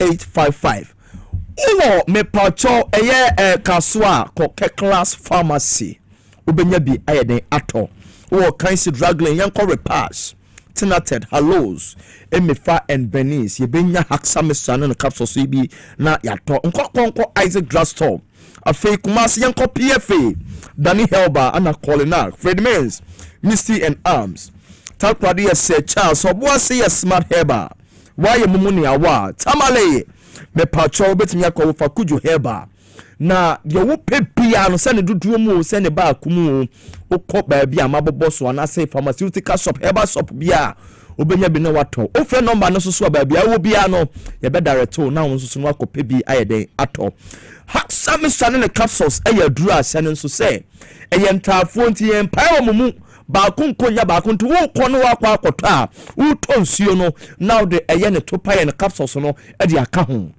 onum nsuo ni wi a 30 minutes time na the capsules no enso eden atoa so eno no boa ma ayaresa na wo pen e bantem eno no boa ma yaw na wo ti wo nipadua nim no oyam no mepacho asetu eno no boa ma nipadua no utumi didi eye fine na asehyew kama eno no boa ema sabi anigi a wo pe e wo wabrabom de ye adwuma no e bantem kona kope haksamesha ene ne capsules adansi die bebre otrufo no se me dansi ni wa brutri na nso efia ha haksa dansi fuonko na atwa ahia ewo efia hanum sei enu nti bomode na nso so kope bi tonenom ema osa ne mfiri wo so ebia wo de wonni problem na emom no wodofo bi ebia wo de wonni hawo na emom no o maame bi o papa bi ana wate se o hawo ni bi woni so me pa chow ya na doye wai kope haksa me shane ne capsules ibi fama no na ononom emma stomach ulcer pains na hote no emfiri nipadua nim eye den na okọ hospital yesi wonya stomach ulcer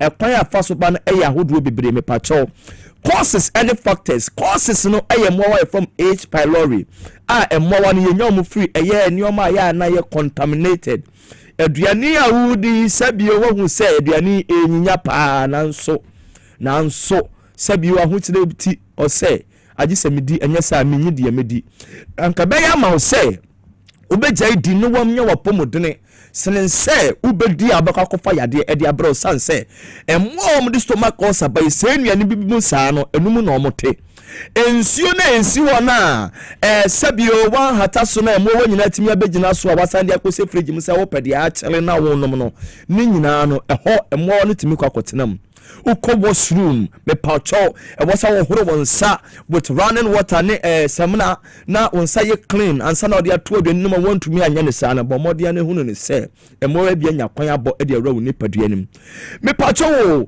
udi akon ya ba stress wo ko na wo ba no me pacho bre na wo wo bre ni nyina no hormones na wo ni padua ni ma ye friend cortisol ne boa e ma stomach acid no e do so chain se ni yama ni padua no e ba ne sana na anya direct access to the stomach lining na akwakofa oye ne e de abrew hwe se wo ni padua yimpo ekuro wo ho a na bibia e se ekokamu a hwe ne ya na ewo wo yam na wase didi na mako ewom me pacho na sese ano ebeye dendi amawo eni ntina ya obebrebe ewo ni padua ni no na NK the way I will fire no so na haxa misane ne capsules e fire stomach ulcer yes eni ntina me pacho obi an compare haxa misane ne capsules na ononom na bibia enkoyie na sana NK de opega na man yi sa pepepe ana haxa so penny na media madike aka say me hunu capacity man the spirit na nkasa wo obodwuma medase haxa me say capsules wajem so osa etamfo mola men nyami onslamu nyina nice one enti haxa me say the capsules ana o ma kire dwuma edie se wunya bi no mo a ekura deda wo yam osa yare wa etete wo ni nyina betimi afri ho abusia ha TVSYZ. We are also live on Power 97.9 FM inside policy jumedi ana yeguso a yede esom ewa hanom na maminka o se ubanu nsuo na okoma to yam na wanya nnuane nu a wo nsuo mu nyina wo mu a nsuo ba kope ex natural mineral water busia se wonsaka bia ma wonkwa enom eno ye ne abusia na enom nti wokomo okọ minimate ben wo bebia me pacho wobenya ex natural mineral water woma bomodin ato omobo ase na ensuo yi woma ye ne krogin ensuo nuane no bi e wo se ensuom e wo ensuom me pacho aye ne ma ti unsaka bia eye na wo ye wedding party any ceremony bia wo event bia wo organize pacho se nipa be ba hododo a se wani mu betse amankrofo hu sampa wo event ne ye kama no eye ex natural mineral water na obe serve na afi omo e wo ho no so mani etimi age hom ubenya bi omo ani eye Malcolm mat bia opese unya bi na woto na emu open dodo na watu aton dia numbers ya me de ba betuje bomoden na fa na afi frɛ sa numbers wo fa na wo fra omo beje so na afi mama obi ato 0596 273 546 0596 273 546 and 0596 273 547 0596 273 547 na fe wabomode na won setimi aka ex natural mineral water. It is simply natural bibiara mfima wonom a ebebo a ye pa Divine Hope Herbal Center same kan kira wo say yare ba wo mo so maba nti wo de otwea herbal powder ba na say dro ni nyuma edi ebi nie wo obi a wo waist pain so your bar na so ye bema but on saka otwea heba powder bebo afi pass koko na free war promoja etete war depends brew no mo otwea heba powder na bebo ye pa afi sexual weakness, low libido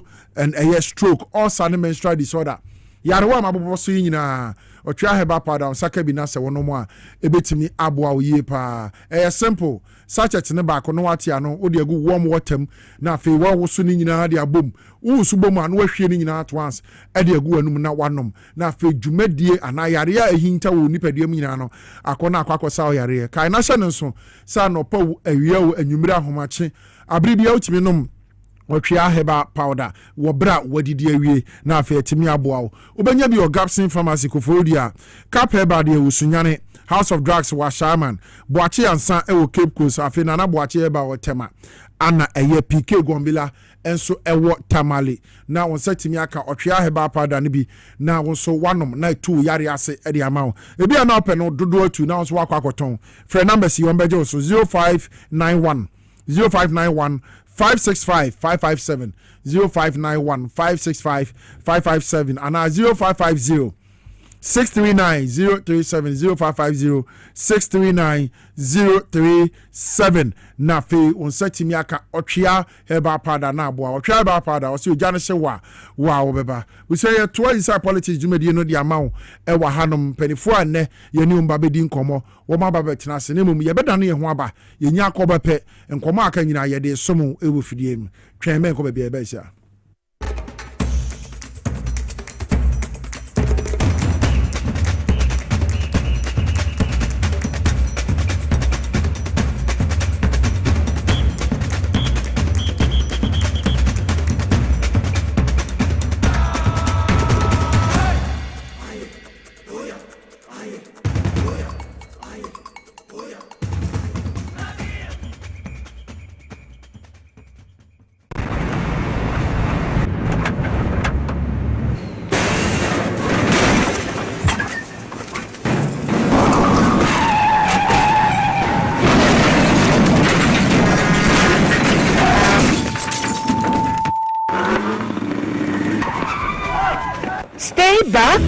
and stay safe. The National Petroleum Authority is cautioning the public to desist from scooping or fetching fuel from overturned fuel tankers at accident scenes. Again, do not get closer to the scene in an attempt to take videos or pictures. Inhaling the petroleum product is detrimental to your health. Worst of all, petroleum products are volatile and highly flammable, and a small spark can trigger a catastrophic explosion, causing deaths and loss of properties. Don't let a moment of desperation lead to a lifetime of regret. If you see an overturned tanker, stay back and stay safe. Call trained professionals such as the Ghana Fire Service or Ghana Police personnel to handle the scene, or reach the National Petroleum Authority's contact center on 0302 550 380. Your life is worth more than a gallon of fuel. This Save a Life campaign is from the National Petroleum Authority, NPA.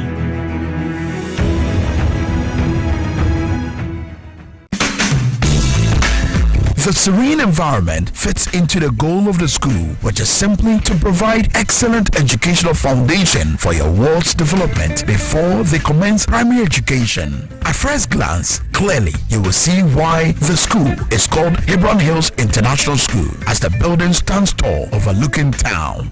With a Montessori style, we have experienced and dedicated staff and trained teachers. Our small sizes classrooms are meant to enhance teacher-focused approach, where children get one-on-one attention from the teacher. Hello there. We are open at 7:30 a.m. and school closes at 2:30 p.m. After school care is from 4 p.m.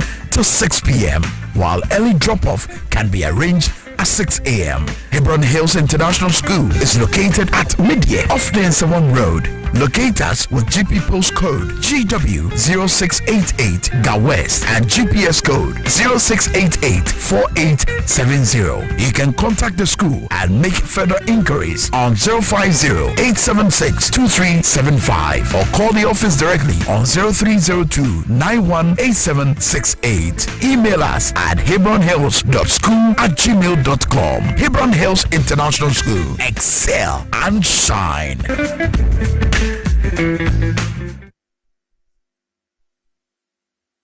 When nations rise, it begins with bold conversations. When economies grow, it is driven by partnership. This April, Ghana's business and policy leaders converge at the Kwo Business Forum 2026, the nation's premier platform for investment, enterprise, and economic transformation, with special guest of honor, His Excellency President John Dramani Mahama, joining captains of industry, financial institutions, investors, and entrepreneurs. The Kwo Business Forum is more than just an event. It is a call to action. And so let us work together to build a Ghana that is competitive, productive, and inclusive, and a Ghana that creates opportunities for all. Come, let's engage in high-level dialogue, explore industry exhibitions, build powerful networks, and unlock real opportunities from finance and insurance to manufacturing, agribusiness, SMEs, and innovation. This is where it all happens. From the 3rd to the 5th of April 2026 at the Kwo Convention Center, ATBA, go to www.kwobusinessforum.com and register now. To register for exhibitions, call 059 555 5885 or 059 555 5995. Kwo Business Forum. Connect, promote, grow.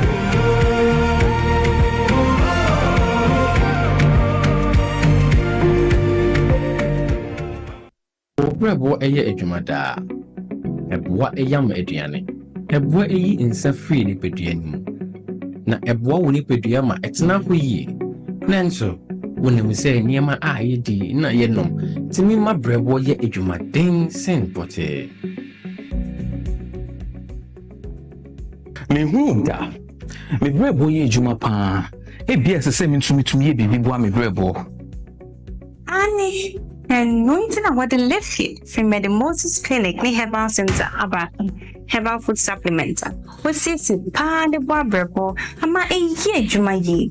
Now, any juma. Fatopa yenu, and no pani and you may. na eboa ma obrebo ye adwuma ye sane ebe ya ebetimi anyam aduane a wodi esiesie ni peduane mu eyi mu finso ye eno na me brebo kia pa Ubenya Live Kid or pharmacy, herbal shops, ne supermarkets are ebeo. Sa wopedu doors wetu a. Fresh 0244 06 8447. Live Kid, wa brebo, wa woni pedia. Edro yi enye ma apemfo. Ema ema omomanofo. Ne mmofo a wonya mfie dumie. FDA agi dwedie krato yi atum. Official poll! Power Independence Jackpot! Mensaka! Ghana Fwe! And Chewanyimede! 69th Independence Day! Osi Friday, 6 March 2026! Onyaza yebu wave flag and kwete! Derecha Dwete no kofi olajan kudi sika! Independence Power Jackpot! 69th edition! Tailoring big! 9 day before mobile phone! Na dollar *274#. Select option 2. Power Jackpot. Ticket to Krubia, ye 10 Ghana cedis. Into the more to tickets and no chances of winning a susura no call. Nasikanable flow amodama. 9 winners, but for 690 Ghana cedis, Akofie and paying a pabaze. Ticket to Krubia, ye 10 Ghana cedis. 9 day before mobile phone. Na dollar *274#. Select option 2. Power Jackpot. Tailoring big.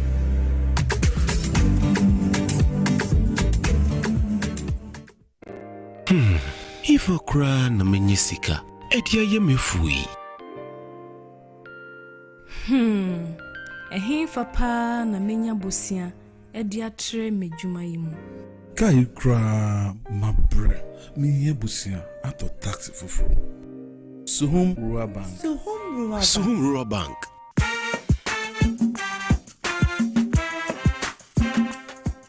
Yema kwa baba Suhum Rural Bank. Ye won hyehyɛ ahodoɔ bi te sɛ dwadifo abosia, ekokro bosia, susu account, ɛne daso wɔ hɔ savings account, me bada chain savings account, ɛne de akeka ho. Suhum Rural Bank was 034229186. Na won so wetumi aka sɛ Suhum Rural Bank ama ene mayeka owner. Suhum Rural Bank enti me pa minie. Suhum Rural Bank, growing our heritage.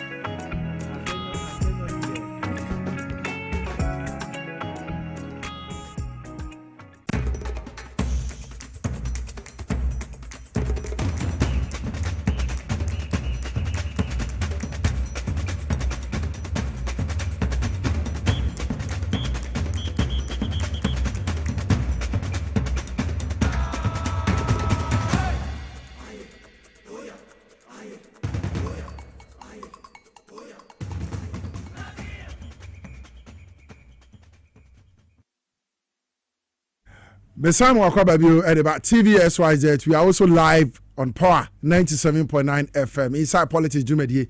And Yatsana saying you may now say some who do I trego or my no more.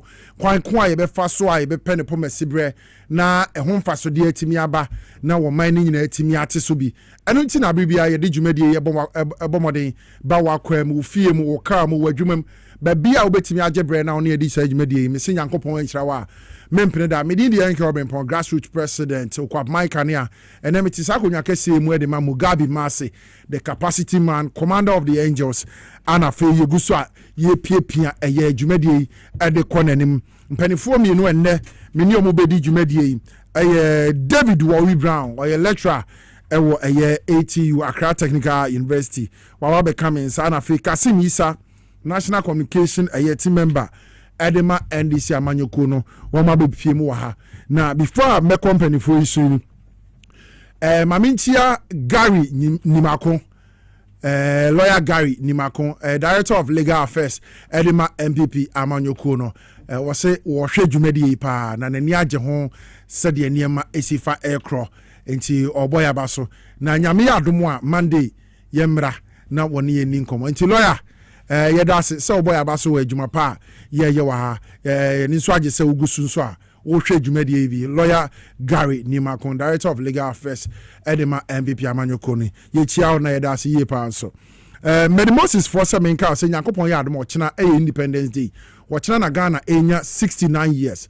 Inti nyame yard Mochina or ye free health screening Ediama prostate a year fibroid anafe dental issues a senior problem in nyame yard Mochina Medimosis Sebra a bon or pa ATM copy say 2 p.m. bebo area omo ye free health screening na obedua yare we nyina no omo bom modern na fe omo gibra ye hwehwemu ebi wo ho a wo mama waduro e de aka wo bra wo tue sika kuma bi na fe omo agye so wo behunu Medimosis Clinic and Process Center wo makira kwan e wo Adenta Barrier new site Accra Ministries ye Ghana Highway Authority wo behunu mo ho eje kwadwo wo mo ben Ashaman e ho so wo behunu wo mo branch ba ko ho na Kumasi ahenema kokoben na fe wo majebre na wo masa wo yare wa bia etel so a how na nyame yadom a wo tena da ya so no free health screening no watimi de ho aka home number obetimi afre o mo so 0244 068447 0244 068447 na Medimosis for ajebre no ma hwe yi pa nyame yadom o tena so kai bio say power jackpot wadi hu sika di wo ma che sika wo dwumadi so achache no watchina de ndie o say da musuronko if you say watchina ye Independence Day nti watchina power jackpot for wo mo ma financial independence then abey a simple tie me say first time ni a wo ba betu bi afa phone no na dial star 274 hash star 274 hash star 274 hash watchina sa code hipe ana 20,000 Ghana cedis wo mu a power jackpot say what they check Ghana ni bia wo be di sa kan sie bi wo star 274 hash pe no wabomode no follow prompt no select option 2 power jackpot ebeba na fe wabomode atwa so utwa ba ko bia 10 Ghana cedi utwa ticket ba ko bia 10 Ghana cedi kai na se nso se ukoso atwa ana dodo a wo to no na ebie akonya ne de ma se wo chena de ya 20,000 Ghana cedis a power jackpot ede cheno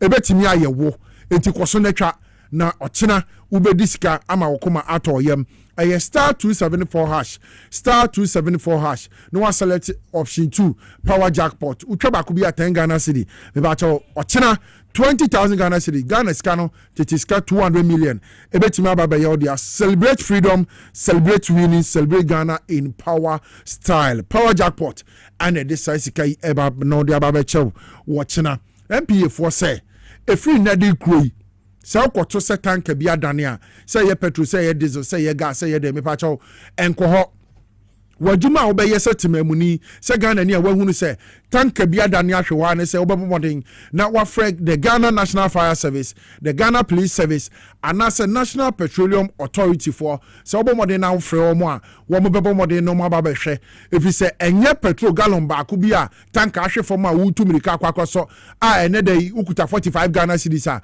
ubenya 1 gallon of petrol enu nti ana obeben tanka ahwewo no wakohwere wonkwa bomodin na fresh number we MPA for National Petroleum Authority for Bejo so wobra tanka bi ahwe ho no mabo modern ape wo mu aye trenium na wo mu hwe sai dwumadi enu die 0302 550 380 0302 550 382 kaina sene so se won kwa hia no esom bosin petrol 1 gallon a wo kwakoso wo tanka ho a eja betimi atom na ahye wo nti wo ti sanka bo ya ka kire onua ka kire wadanfo ka kire papa ka kire wo bibia obel no so enhye ne so se tanka dane a wontimi nkoho se wo kwakosofo na eja akotom ama na ahye wo ekun MPA for ene de sanka bo we stay back stay safe campaign Ghana for nhyɛ so na afei yɛ ni so ebisa yɛ kɔ na afei yɛ mpani for ma ba bɛka yɛn sa ene yɛn hyɛ se na nkɔmɔ ahodo eno so guo no yɛn di ɛwɔ dwumadi yi so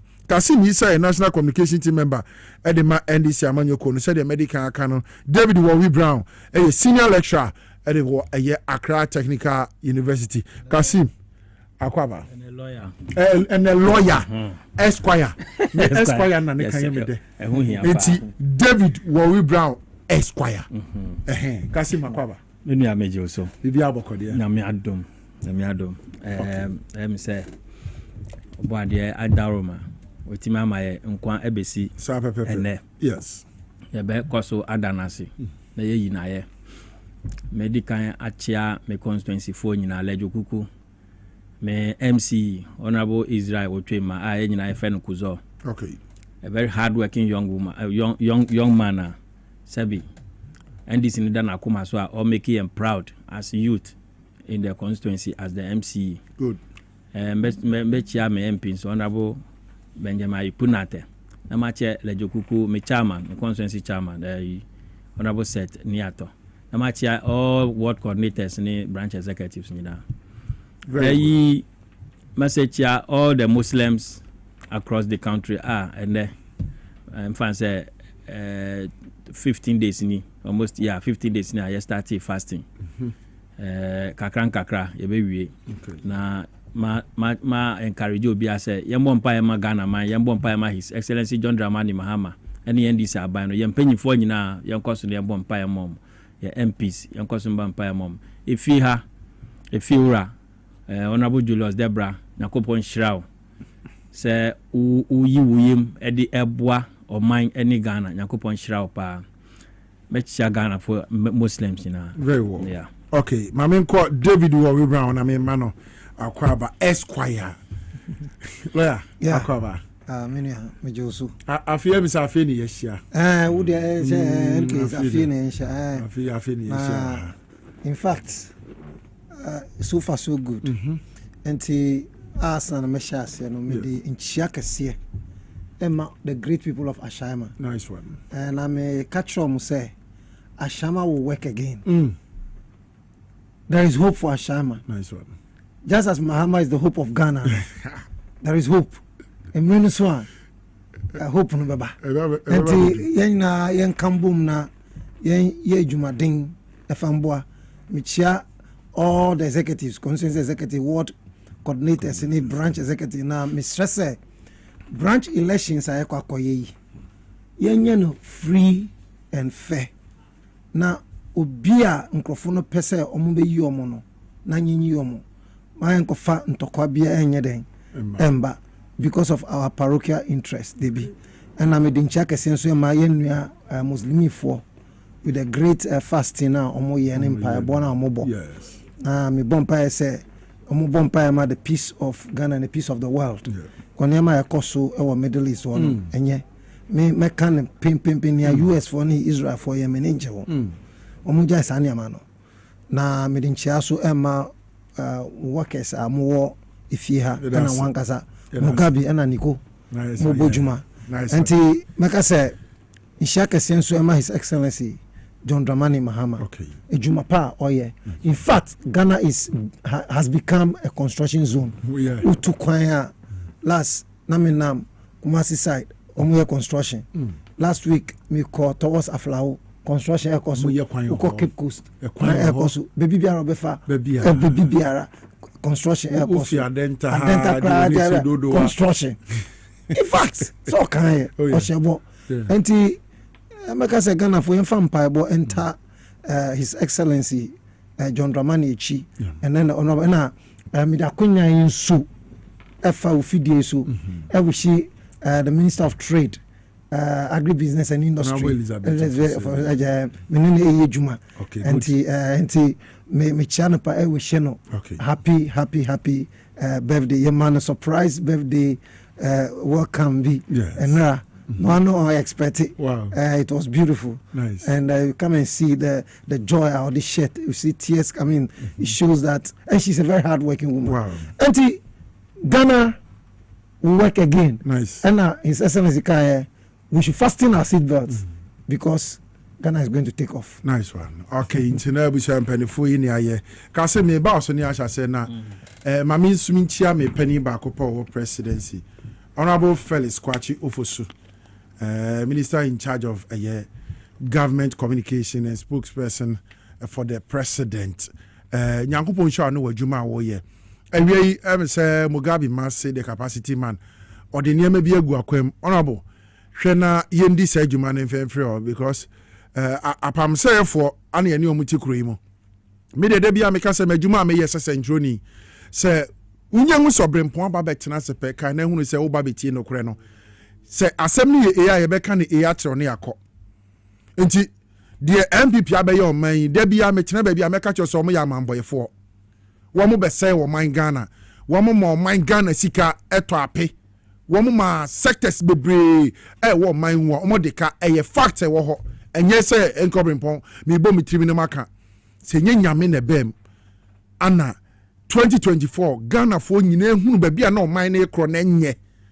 No more to Obama John Mahama, the president of the republic. Any NDC abenya anka sabre yenim de ato man Ghana.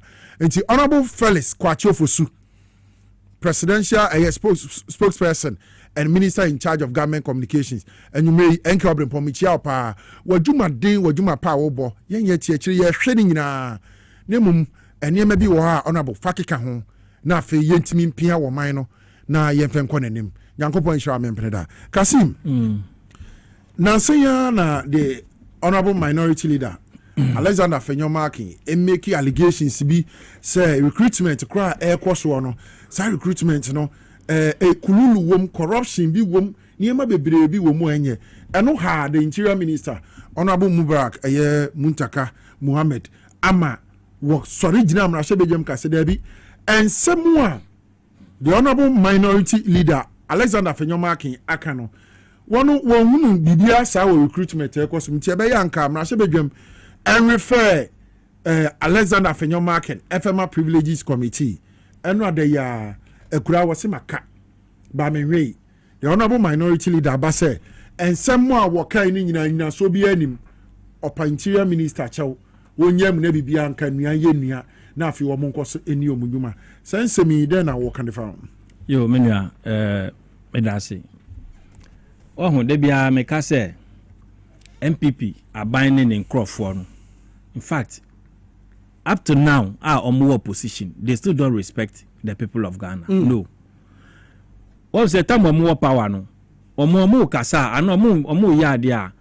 omo yade ne ti se omo nko na se bi omo atena classroom ana omo nko na omo wo omayim ana omo nko na omo ni ebie nti omo timomoni no omo say you are just say untimi ndwin ana untimi yes unim 1+1 and I do omo ko gagantuan opposition a ombeba in the next 40 years inshallah hwe enra ana nanum asem okaye sebi mimi hu mi say Afenyomaki no MPP ase omo ko presidential primaries ni ba na pressure go no so say Bawumia lusu pa won the constituency ni no he want to do something to impress the MPP base. Afenyomaki no on vote here back.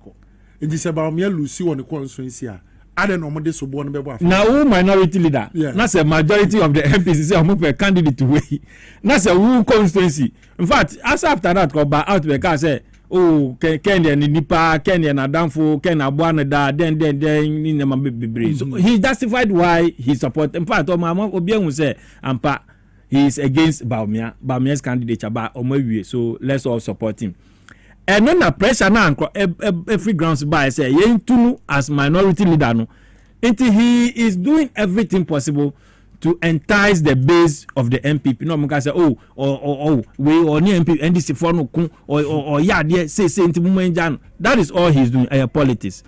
Okay, say and say okay some MPP program be and okay some speech be and also creating problem creating some tension within the NDC youth because okay say yen say you be find your crowd into the security service immigration police fire then na yen form na yen hwe na anka omo no more power omo nim how they do it and they help their people and I say omo nim because MPP bet na be enwemu no omoton security forms I think once yes they are kenyina na say them one team po say ye baby party faithful sir near their show nsako yes enti so kasa that was the way normal fast security personnel at the rural security enti no okan ye na say to na yen kai say and now Munkrofon who say they were able to use ways and means at the to push their people into the security. And I use ways and means to rather cut our people away from it. The likes of exams of mutual were online in Yamaniam. Emma Muntakanya issue power from the party base. Time of more power, like you are saying, being custom officers. Omoko 3 months. No, by being 2 months, being 4 months. They came out as custom officers. Police for the same thing. He was doing it to entice on base. Na base who say, oh, even though on paper miano or say no or per party nasem, so that the pressure will come down. And no biano akoyena say when you do it outside parliament or song because media there and this you knew who time I ever say will hold you when ever hold you say okay can ever find say politics. Okay. But you see in parliament you can't just talk and go away. Debbie. Parliament there a house of records. Yes. And a people reputation because the whole world watches parliament. Sure. And records captured in parliament is forever. Until say okay can be against somebody. Na say nipa no see no nya waka no onim say that chen be gu no hu fia. Quite so as a offer na yem papas our records no the person must do it. And no be na order call parliament afi no ho chiri no. But I say me na one say afenyo marking if I were him in fact I say or resign as minority leader honorably. Adentia. Yes. Who say adiano kululu corruption womb. Yes. Then at the point of debate who say sorry eka say no unim no leader no sunim unim ne unim enti no say ono speaker no Felix efi say yema won appear before privileges committee you are ready. Fine. And you will prepare for it and you even call say yenya no public. That was what he said. Sure. He was calling for the thing to be televised and now to be publicized. Now Obiehu now yen ontimi expose Muntaka. Any abino. But now the same person wants to try U10. Pachel say who there yenjabanika and you are Pachel say only you fine and now good brother and now bibiano only no then intinu upanichao onja mienka and I yensan people free parliamentary hazard.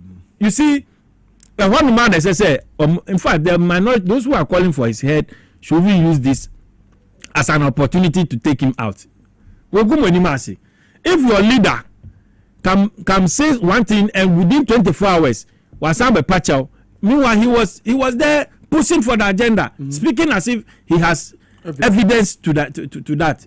In fact, I say obi awakobo krona ya chi say me mopa mu search mo hwe na fe ko search ade na wo kotokum. So what happens to you?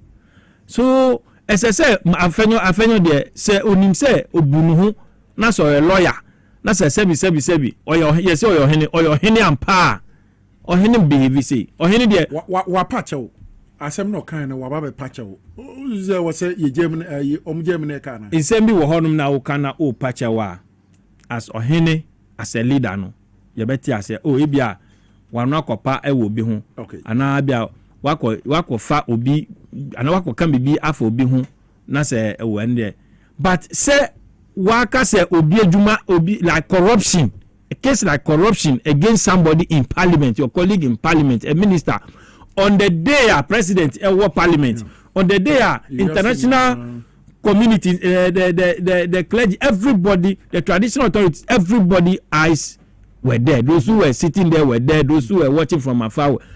Now, what can same way our president? When him say Muntaka Juma na who say no? Who say no? Because when President John Mama eti say, penyinfo bi ma, obeka say Uncle Phil ono obeka say no. Away and say scandal because John Mama dey waka. Wa corruption be fa wo hina no bia no obeyi we fi o nti no say ya anko ban sana say John Mama say okay Muntaka ya allegation say siao etiao so we dey ko tenasi answer so tenasi 2 months cry and even 1 day cry say we gu nani ma sure what's saying the upper na no aduane nti no say who as a leader na wo akokasi was wangaza ususu your hene oti o palace na say assembly say sia how are you going to address it and obi can say etia obi e palace how are you going to address the issue but in this case wankasa wetin aba betenase akugina anya akukudru aka nsem fees nsem portal say edetia wow colleague sebi oni unique case wow colleague sebi wankasa according to you he's your good brother in good standing now wetin my sad way tiano it means that you are not fit to be a leader. Wow. So I'm calling for the MPP people to take this opportunity to kick Afenyo marking out because we show clearly say Ontiminye Jumano Ampa Jumano Ontiminye he's jittering, he's just trying to entice and make the MPP base happy because of a Jana Urban. But look, Baumia to crime, Baumia Bar, maybe before Baumia will start his campaign, Afenyo minim, they will come at him. In fact, the little Ubuona one Oyobia for the sake of Ahindina Edano Sono because my for now Sebi or my father or Henno, they are not in parliament. And your Muninaso NA MPP for. So don't disgrace them. Minims or Hene crowd just about Minim Senny or Sa. Yeah, I think I watched the video time. You can disgrace the MPP people. Fine, your party people. But your own mind for now, MPP for whom, CPP for whom, independent for whom, you can't disgrace them. Very well. So Unim say, somebody who is a juster, Mr. just resign as the minority leader and let somebody else take over. And yes, who go anymore too much because everything. Afenyo Maki wake up and claim so him. Everything he wake up and claim so him. At the end of the day, no one could go anymore. How can you embarrass the minority? More already know you are already embarrassed already. How can you wake up and then deepen the embarrassment to this extent? Into your best going forward, you know. Honorable Mama Yarga and train idea and train how to talk in parliament, how to behave in parliament. Young Crawford more nobody has ever wake up even when we're in opposition MPP 4 year Niama so frustrating Niama ultimu say yeah to the extent say sometimes ukra we take kra no you say dem kra na ekosu but we were able to do what our MPs were able to contain it. They were able to contain the pressure. They didn't make some of these mistakes you are doing. Into the best among behaving as responsible opposition people, they shouldn't allow a frustration because in fact pressure need there you better pa so omuangasa omote so nana ajomamba be kan that one alone they should wait by the end of this year pressure need better be amom say nkiti way and at the moment must start to play nonsense say there then next year there I don't think MPP can even attend the sooner. Into the best my omu said there na omu how to behave in opposition. They should consult our majority to teach them how opposition behaves. Very well. Kasim Isana Oten in Council Kasana, member of the NDC National Communication Team. Now, before I ever call lawyer Hono, Yankoshe the Education Minister, Honorable Haruna Idrisu, Asema Waka Edefa. Afenyo marking ni retraction ya waye ya wapa hochew edi ama the Interior Minister Honorable Mubarak Muntaka Mohammed no yenhwemra na fe lawyer mrem. And it's important that at all times we respect other persons and uphold their standing. The minority leader needs to choose his battles. You know, if you read authorities in parliamentary jurisprudence, the truth must always rest with the minority. So make sure when you are speaking as minority leader, you are certain that you cannot be contradicted. Ghana is a country governed by law. We should respect our institutions and respect our constitutional processes and those processes that guarantee. So the way we elect members of parliament, the political parties have to change fundamentally. Right. Other than that, we risk jeopardizing the democratic future of our country. The Honorable Haruna Idrisu Education Minister Anna Otiso Kasano say minority ewo mra shebe dwema momo de ne sa abribie wo se nokre ne mfiri mo homra ti se koba ne se minority a se majority no eye bibia mo betimi de nokre beba be to no se mo nso mo be di atro e de akire Ghana for de ahwan na be ka nokre ni bio na che se e hadwene lawyer de eye Honorable Haruna Idrisu e kan de fa afenyomaki asema wakoka de afa security recruitment allegations or Diego wabesan be retract ya wa apologize in the minister kan won in the abere. Oh, Minister Kra Maka say he was very, very diplomatic. Or can ye do polishing. Now, Minia, unse apenyo uti asiye. Apenyo means a good house or the house is good. Oh, okay. And the opposite of apenyo afagbon. Afagbon say if you say apenyo is not living his name. Apenyo means a good house or good home. But apenyo marking, when you mark him, he's not living his name. He's rather living the opposite of his name. Afagbon. Bad house. Afagbon marking. From today, no, young friend Afagbon marking. Young friend Afagbon marking biom because was say a dino, was say a fieno. How can you stand up? The whole world was watching. President Obi Biara, then you get up and make such allegations, such frivolous, vexatious, unwarranted, miscalculated, the boss allegation against a cabinet minister, minister of the interior. And you spoke as if Niaukano and no Kreno. That's a say I see. Say Niaukano no Krena. You should shame. Now say your minister near Ninya in China Swa. What about see we are doing? You have apologized, you have retracted and apologized. If they don't deal with Apenyu, when we also find ourselves at the wrong side of parliament and they haul us before the privileges committee, when we apologize and retract, we should be set free. Apenyu. Because Apenyu should know better.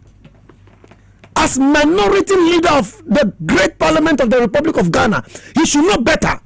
And so he can go to that extent of me, I call some pempens, I call can summer, and then some also can in trouble. Now, your donation, you see, young cop privileges committee, name Shemu, say no can any credit, young Shema. Now, I say, oh, what you are saying, or Pacho, let's say that Chanidia, Ghana Nibia or Becca, Sembiatian parliament. I didn't call privileges committee. Now, says Annie Pano, only so. Now, Annie Pano say, my child sign me pachawa, they should set the person free. President, exactly. Wow. Because charity begins at home. So if Apenyu as minority, micro minority leader and a lawmaker, a lawyer for that matter, Apenyu is a senior lawyer. Yes. Apenyu was an MP. Apenyu was a former minister of parliamentary affairs, former majority leader. Yes. And Akufo-Addo. Yes. And Apenyu is the current minority leader. Yes. Of the Parliament of the Republic of Ghana. Now say he leadership for Parliament. Now so no Apenyu at me control. Now control in here. Now say someone who can you can't here. Baby now be yeah no. Open up you we be say we free. Now we Mokodia will hear the socio wow. And no be not to happen, you know. And no when I was a to map and marking. We should have sung this song for penny marking. I penny every day, pam. That's a see, who's the meaning? Interior Minister say, so what's the meaning the corruption? Recruitment Emra Interior Minister Ebabeka say we are going to recruit only those who are qualified or kind. No afenyo ba no betra santro no see Interior Minister afenyo so see afenyo spoke as if he knew what he was talking about. Sure. He spoke with audacity. Yes. Look at the audacity with which he spoke. Apenye kasala se ni ono kano eno ni krana ewo ho a obi anya san krani bi enka na Interior Minister say ade there you debate to privileges committee. I refer the matter. He appealed toward the speaker okay refer the matter to privileges committee. Ono say ya hwehwe mu nso ye nkoye mu nkukoni o ye better kasama Ghana for na ahwebi yeah. This shows that the MPP is a lying party. Afenyo has been infested with boundless lie. Afenyo has become boundless number 2. And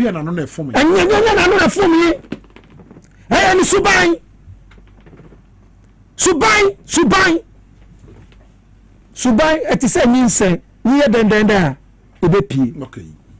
And na koto you na ususu say anka afenyo a wono wo mra hye bedwam a lawmaker wo hyemra no dey na ususu say anka sabi sa me anka minority so mo wo favor bi omo obuo bi ema mo ho a they should remove afenyo as what minority leader. They should remove him. Afenyo should be removed. It's a party no MPP party no a party I will not be surprised they'll keep afenyo because even the leader of the party Baumia intro omo leadership intro it is afenyo so ko intro this is like intro na be ramu DNA mu okay awamu mu jemu enti some intro kra e say no correct. So do you think afenyo should have been punished severely for this? He should have been dealt with alacrity, more so when you said this at Sona. Yes, Sona. When the president was in parliament, the whole country was in parliament. The whole world was watching. Yes. And then you go and do this. And then we are. You just can say, Mankani Yekra Ukai Akufado. Mankani Yekra Mufanchani. Then we let go. It's about time when people misconduct themselves, and it's properly so called, we deal with them. Because the way Afenyo kasa no, me na me try and say, ye be yen hwehwemu privileges committee for be yen hwehwemu no. Na ye so say ni oka no e no correct. And ye hwehwemu na yen ka ye no correct. I'll be the first person make as a President Mahama Muntaka Yinodi, and he should be dealt with. But you see, if Muntaka had not responded, had called for this thing to be that we might be our family say, oh, and yes,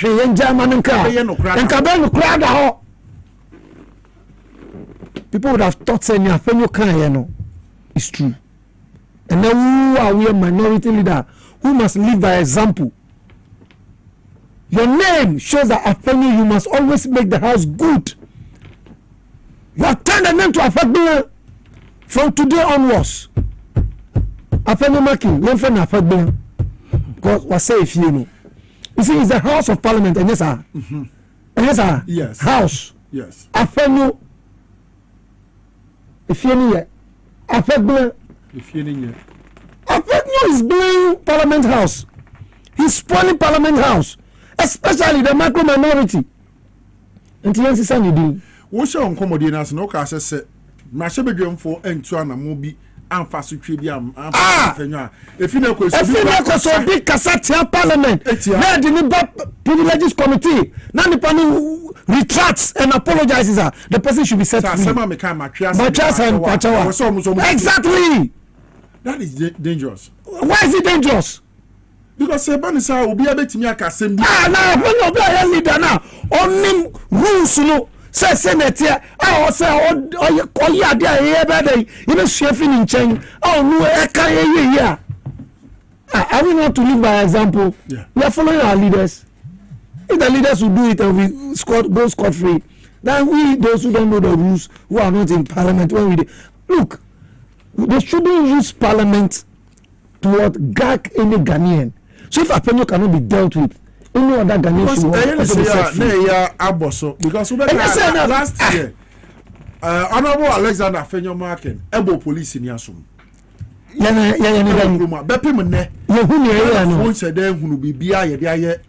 Alexander said the same recently ECOWAS Parliament onwangasa to aeroplane ekwo embarrassing Ghana Parliament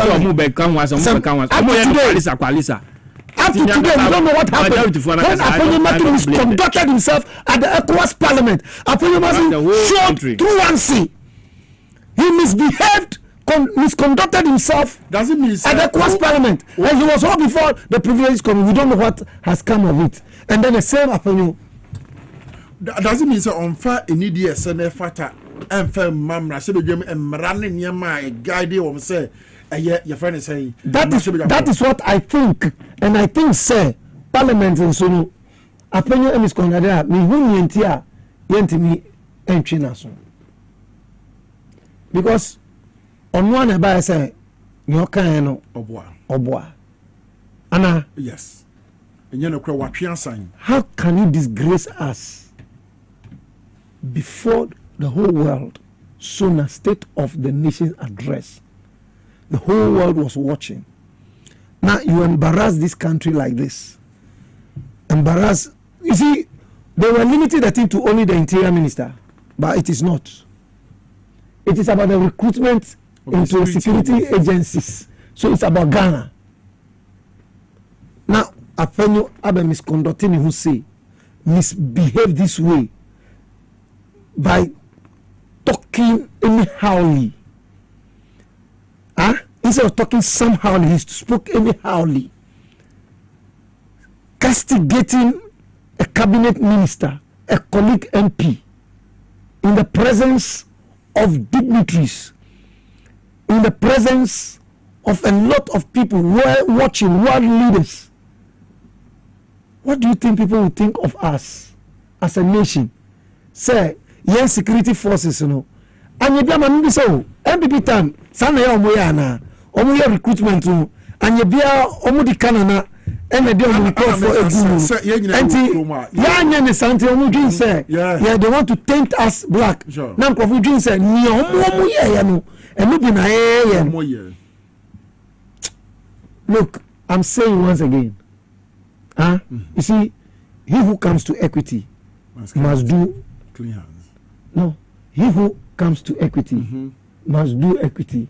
And he who seeks equity he who seeks equity must do equity, and he who comes to equity must come with what? Clean hands. What I say? He who seeks equity must do equity. He who comes to equity must come with what? Clean hands. And one thing I may say, so Apenyo de achane dia any Ghanaian also the full parliament sana also apologize that every tratia or say fancham wasema okay would you be kwan ma say obi abetimi akaseti you be kwan saying say your person be kwan dey if aso twe ma Apenyo no obi ahun say leader po our parliament e twe na so a enemy ame nobody there mama kwanye sa there no ma yen twe ma so. Okay, that's the point I'm making. Okay, what do I say? That's the point I'm making, because as leaders we must set example. Sure. Why for honorable share uko parliament now ko share parliamentary and one for honorable and so mudin so amba few they tell you say ahano oba as if honorable by force you they told say by force one boy one for honorable and come mudin one they will mind you. na say obi a minority leader me te say oyo osahin me ka say e di kaka da say wo so ohine enti ohine be ni a o twa ntro say I mean so we opinion must be dealt with. If not, Ghanaians must be set free. Very well. May I say, David Warwi Brown, senior lecturer at Accra Technical University, and also a lawyer, Esquire. And our tenant can say, "Oh, Casano." Mamenka was a Victory Garlic Mr. Waha. Did you media edinie? We all be big crowd boss who bread. None come book Kim. As a person, Nancy Cacrano, what can I say? Bibi two be a no abre now, Homesa Bacho. Mawansanka Victory Garlic Mr. Ono mebeboa na obi won so abon se ne 983 ne nsa nyina 83 dizziness how adwene me pa cho on setimika Victory Garlic Mixture sayare we nyina eba aba be di sayare we hu dwuma wo nipaduam na afi etuase kra na wanya hoden na wo de abobra because se wonom Victory Garlic Mixture eyeduru ema wo blood circulation no ekoso ewo nipaduam fi una se bepi mu tirimu obi wa na poso ni ntinimu esisi nti moja ni ntimi nya kwan eni afrisane sade etie on sentimi nka eye Victory Garlic Mixture ne moja biara ana epobi esisi ewo veins mu no emu be sane ma moja di afrisane ama ho atimi ato yie pa bomodin se on sabe timi aka bi Anian Enterprise and a day Victory Garlic Mixture aba adwama so ko kan shi kins wo kwa bebre ewo ho bomodin frɛ number si se open bebre na se watu na ma ton one 0201 293 280 0201 293 280 and 0245 0242 sorry 545 633 0242 545 633 now unsa etimi aka Victory Garlic Mixture ne bi me say yenye wa ha na yehwe say wa wanya bre na bre bi ahwe ana say uti obenya apomuden no abre bi enu ebetimi aboa wa apomuden ani yekohwe akira kwa ne de abrɛw sɛ mmra na wo yare bia ye krankro wo so no MSM free so nti Power Specialist Herbal Hospital sɛ men kan kyerɛ eba ne hepatitis B yare sɛ ye A B C D ana ene we bia de hepatitis B na mepacho wo mutu ase etekra sɛ wo behwa 2022 ye bom abaso sɛ Power Specialist Herbal Hospital wo mabɔ modern na hepatitis B yare ahodo nyina no wo mutu ase enye no nkwa na wo sa wo maso ye fatty liver wo musa ne omusa de free home sciatica prostate broken bones be bibiara honam akwa no be bia ebudompe wo abu mepacho Power Specialist Herbal Hospital ebebo anoma kasi ani dia ma ulcer ana fe swollen neck eye kompo and any fibroid yare wa hodo nyina no obomodin kopiem ewo Power Specialist Herbal Hospital on bejebre na fe o masa yare ma sa yare we nyina free ho obehu no machi akwan ba ko ewo Kumase omo fiase Kumasi Fiase Lake Busin Chekwane so opposite Just Bro filling station Power Specialist Herbal Hospital for and Kraya ubedu kwa benya eye pokwase kwan so a ACP road no ehon so ubehunu omo echira kwan ho na Takrade omo Anaji Estate adjacent Anaji MA Primary School friend number C womo beje so na afi nchiremu bia ohwe womo de account ho 0244 544422 0244 544422 and 0200 383831 0200 383831 ubetimi asani on WhatsApp and so now message bi awo o de ma wo and 0555 797878 0345 79 78 78 na fe Power Specialist Herbal Hospital wo ma jebre na wo ma hwew menko Kasim se o sha nyame yaduma wotena Friday on the 6th of March any 69 years pepepe wo man Ghana nyane fa hodie wadi say ye share from 1957 ebepem 2026 year so far your independence no say na wo si fa hunu no fa and going forward no then na so say aban yi de to akwan mu a sa fa hodie no kre fa hodie ne enya no ebe reflect on the lives of Ghanaians. Yo me me that's it. 6 March, yes. Ebenya 69 years as a country. Yes. At the moment, me the same me Ghanaian, and I'm not say a lot of Ghanaians are proud now to call themselves as Ghanaians. Wherever they are, Ghanaians are now proud to be Ghanaians. Also, o mine no opinion odi wenim no. ɔne na ɛyɛ o flag o opanyin na odi yenim no ɔne na ɛyɛ flag nti no sɛ opanyin no ɛni obuo ɔwɔ ewiase a it affects the citizens. Okay. Because every country now, where are you coming from? Ghana. First, the president, you know, and the best friend. Your mama. Those days now, you were footballers. Papa, no, omo didi with Michael Essien, Asamoah. I mean, I say, 2010. Now South Africa, Mikobi. Mishia, maybe from country BC. That was the first time I met our country in the Ewo. Okay. My no Ebisa, Edin Kono say Africa, Clubens and I'm say Ghana.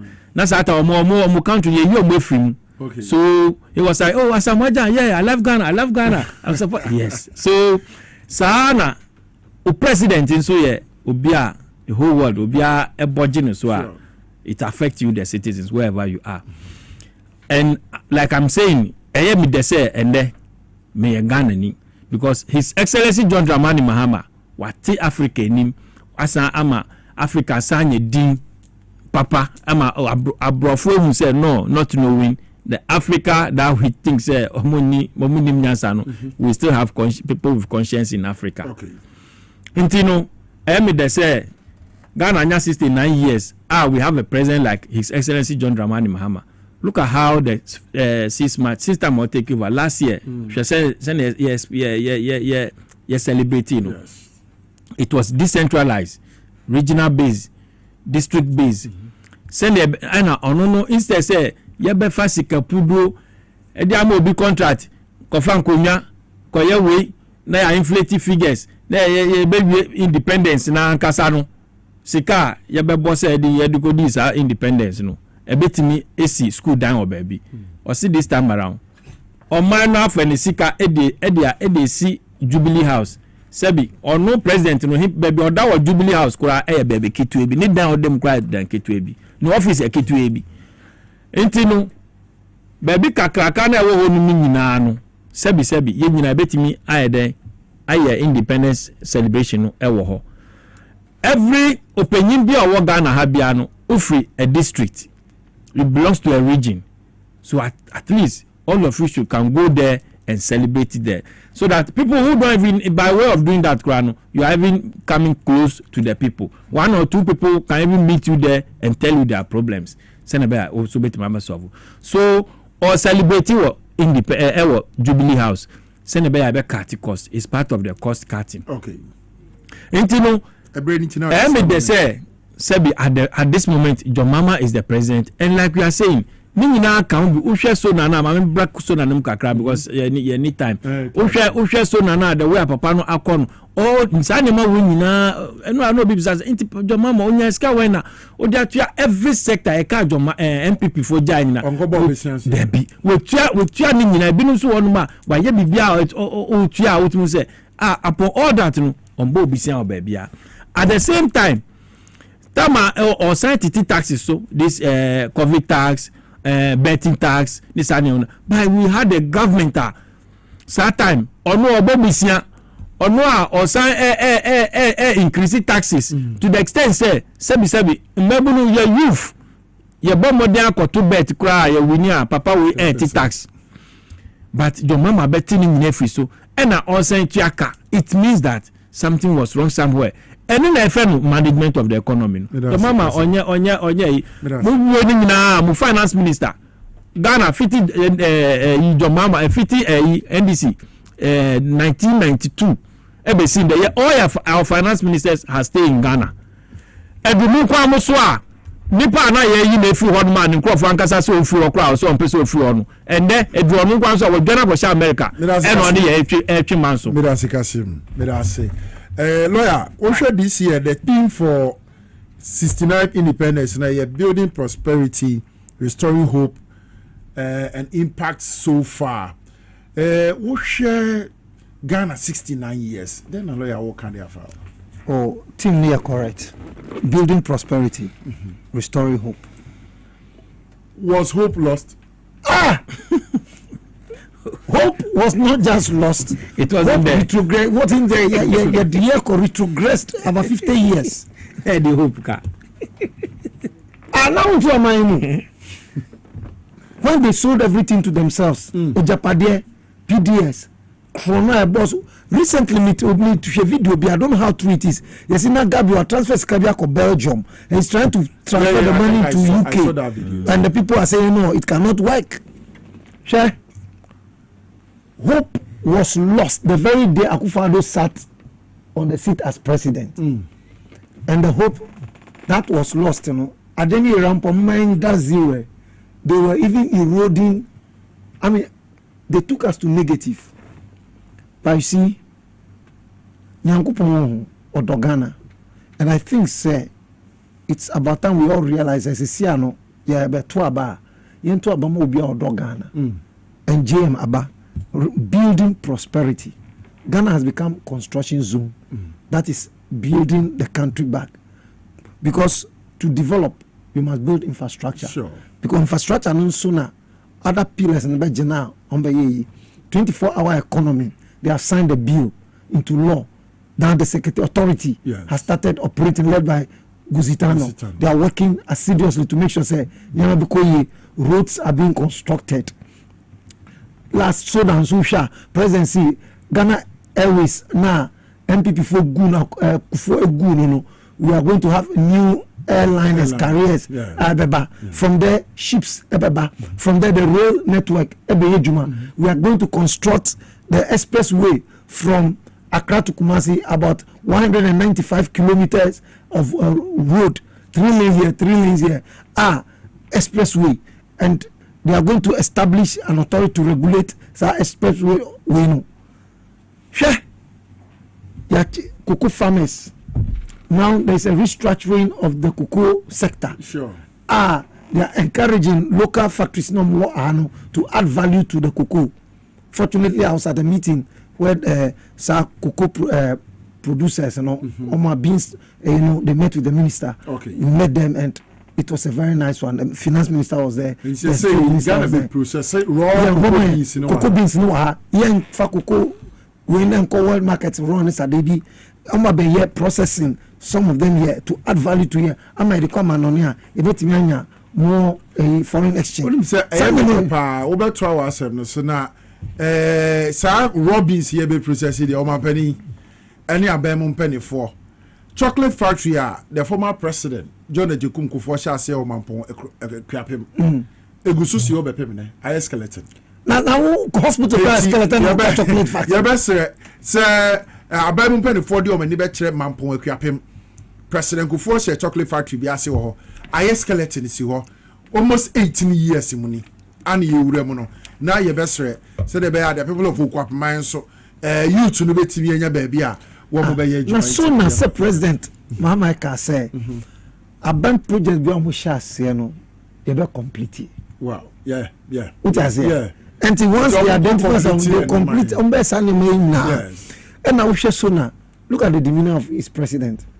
Now when you say inflation about 3.3. February inflation now every month inflation is dropping. Yeah, every month for 14 consecutive times. Dollar falling to the self. He said President Buhari say patch or say finance minister with the money any kakrana exporters and omuninji kakra. This is what we call governance. When a community prosperity I can want some no. So first we have secured Ghana. We are secure. We are building. Yeah. You're building. You're building. We are next 2 years. You're building. We are. We're not prosperity neither. At edge now. Do you know some companies have started 24-hour economy? Yeah. Government institution, passport office, DVL, port. And I believe, sir, Ghana is 69 years today. Yes. Tomorrow, Ghana will be 69 years. Tomorrow.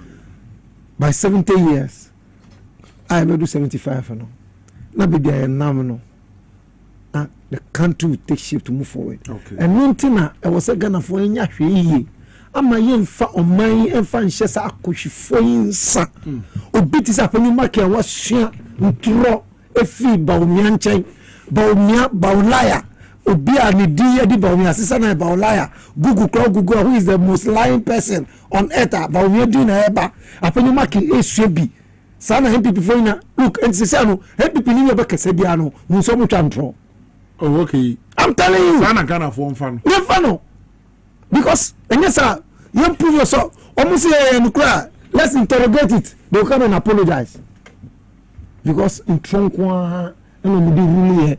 Oh, look, Mami Fasona, okay. To say, Ghanaians, Muma Yenina Infa Kruyo, in Kabul, Adjumba Ako, Adjukre found and fan supporting His Excellency John Dramani Mahama, the ministers, and all his state institutions. Na me sure say it me yes mapana Ghana asha say fra nkuma time. I say we diffoi omudi imperialist tactics in tro. See nkuma kankanya nkuma say ni say omu yini fia ade so no.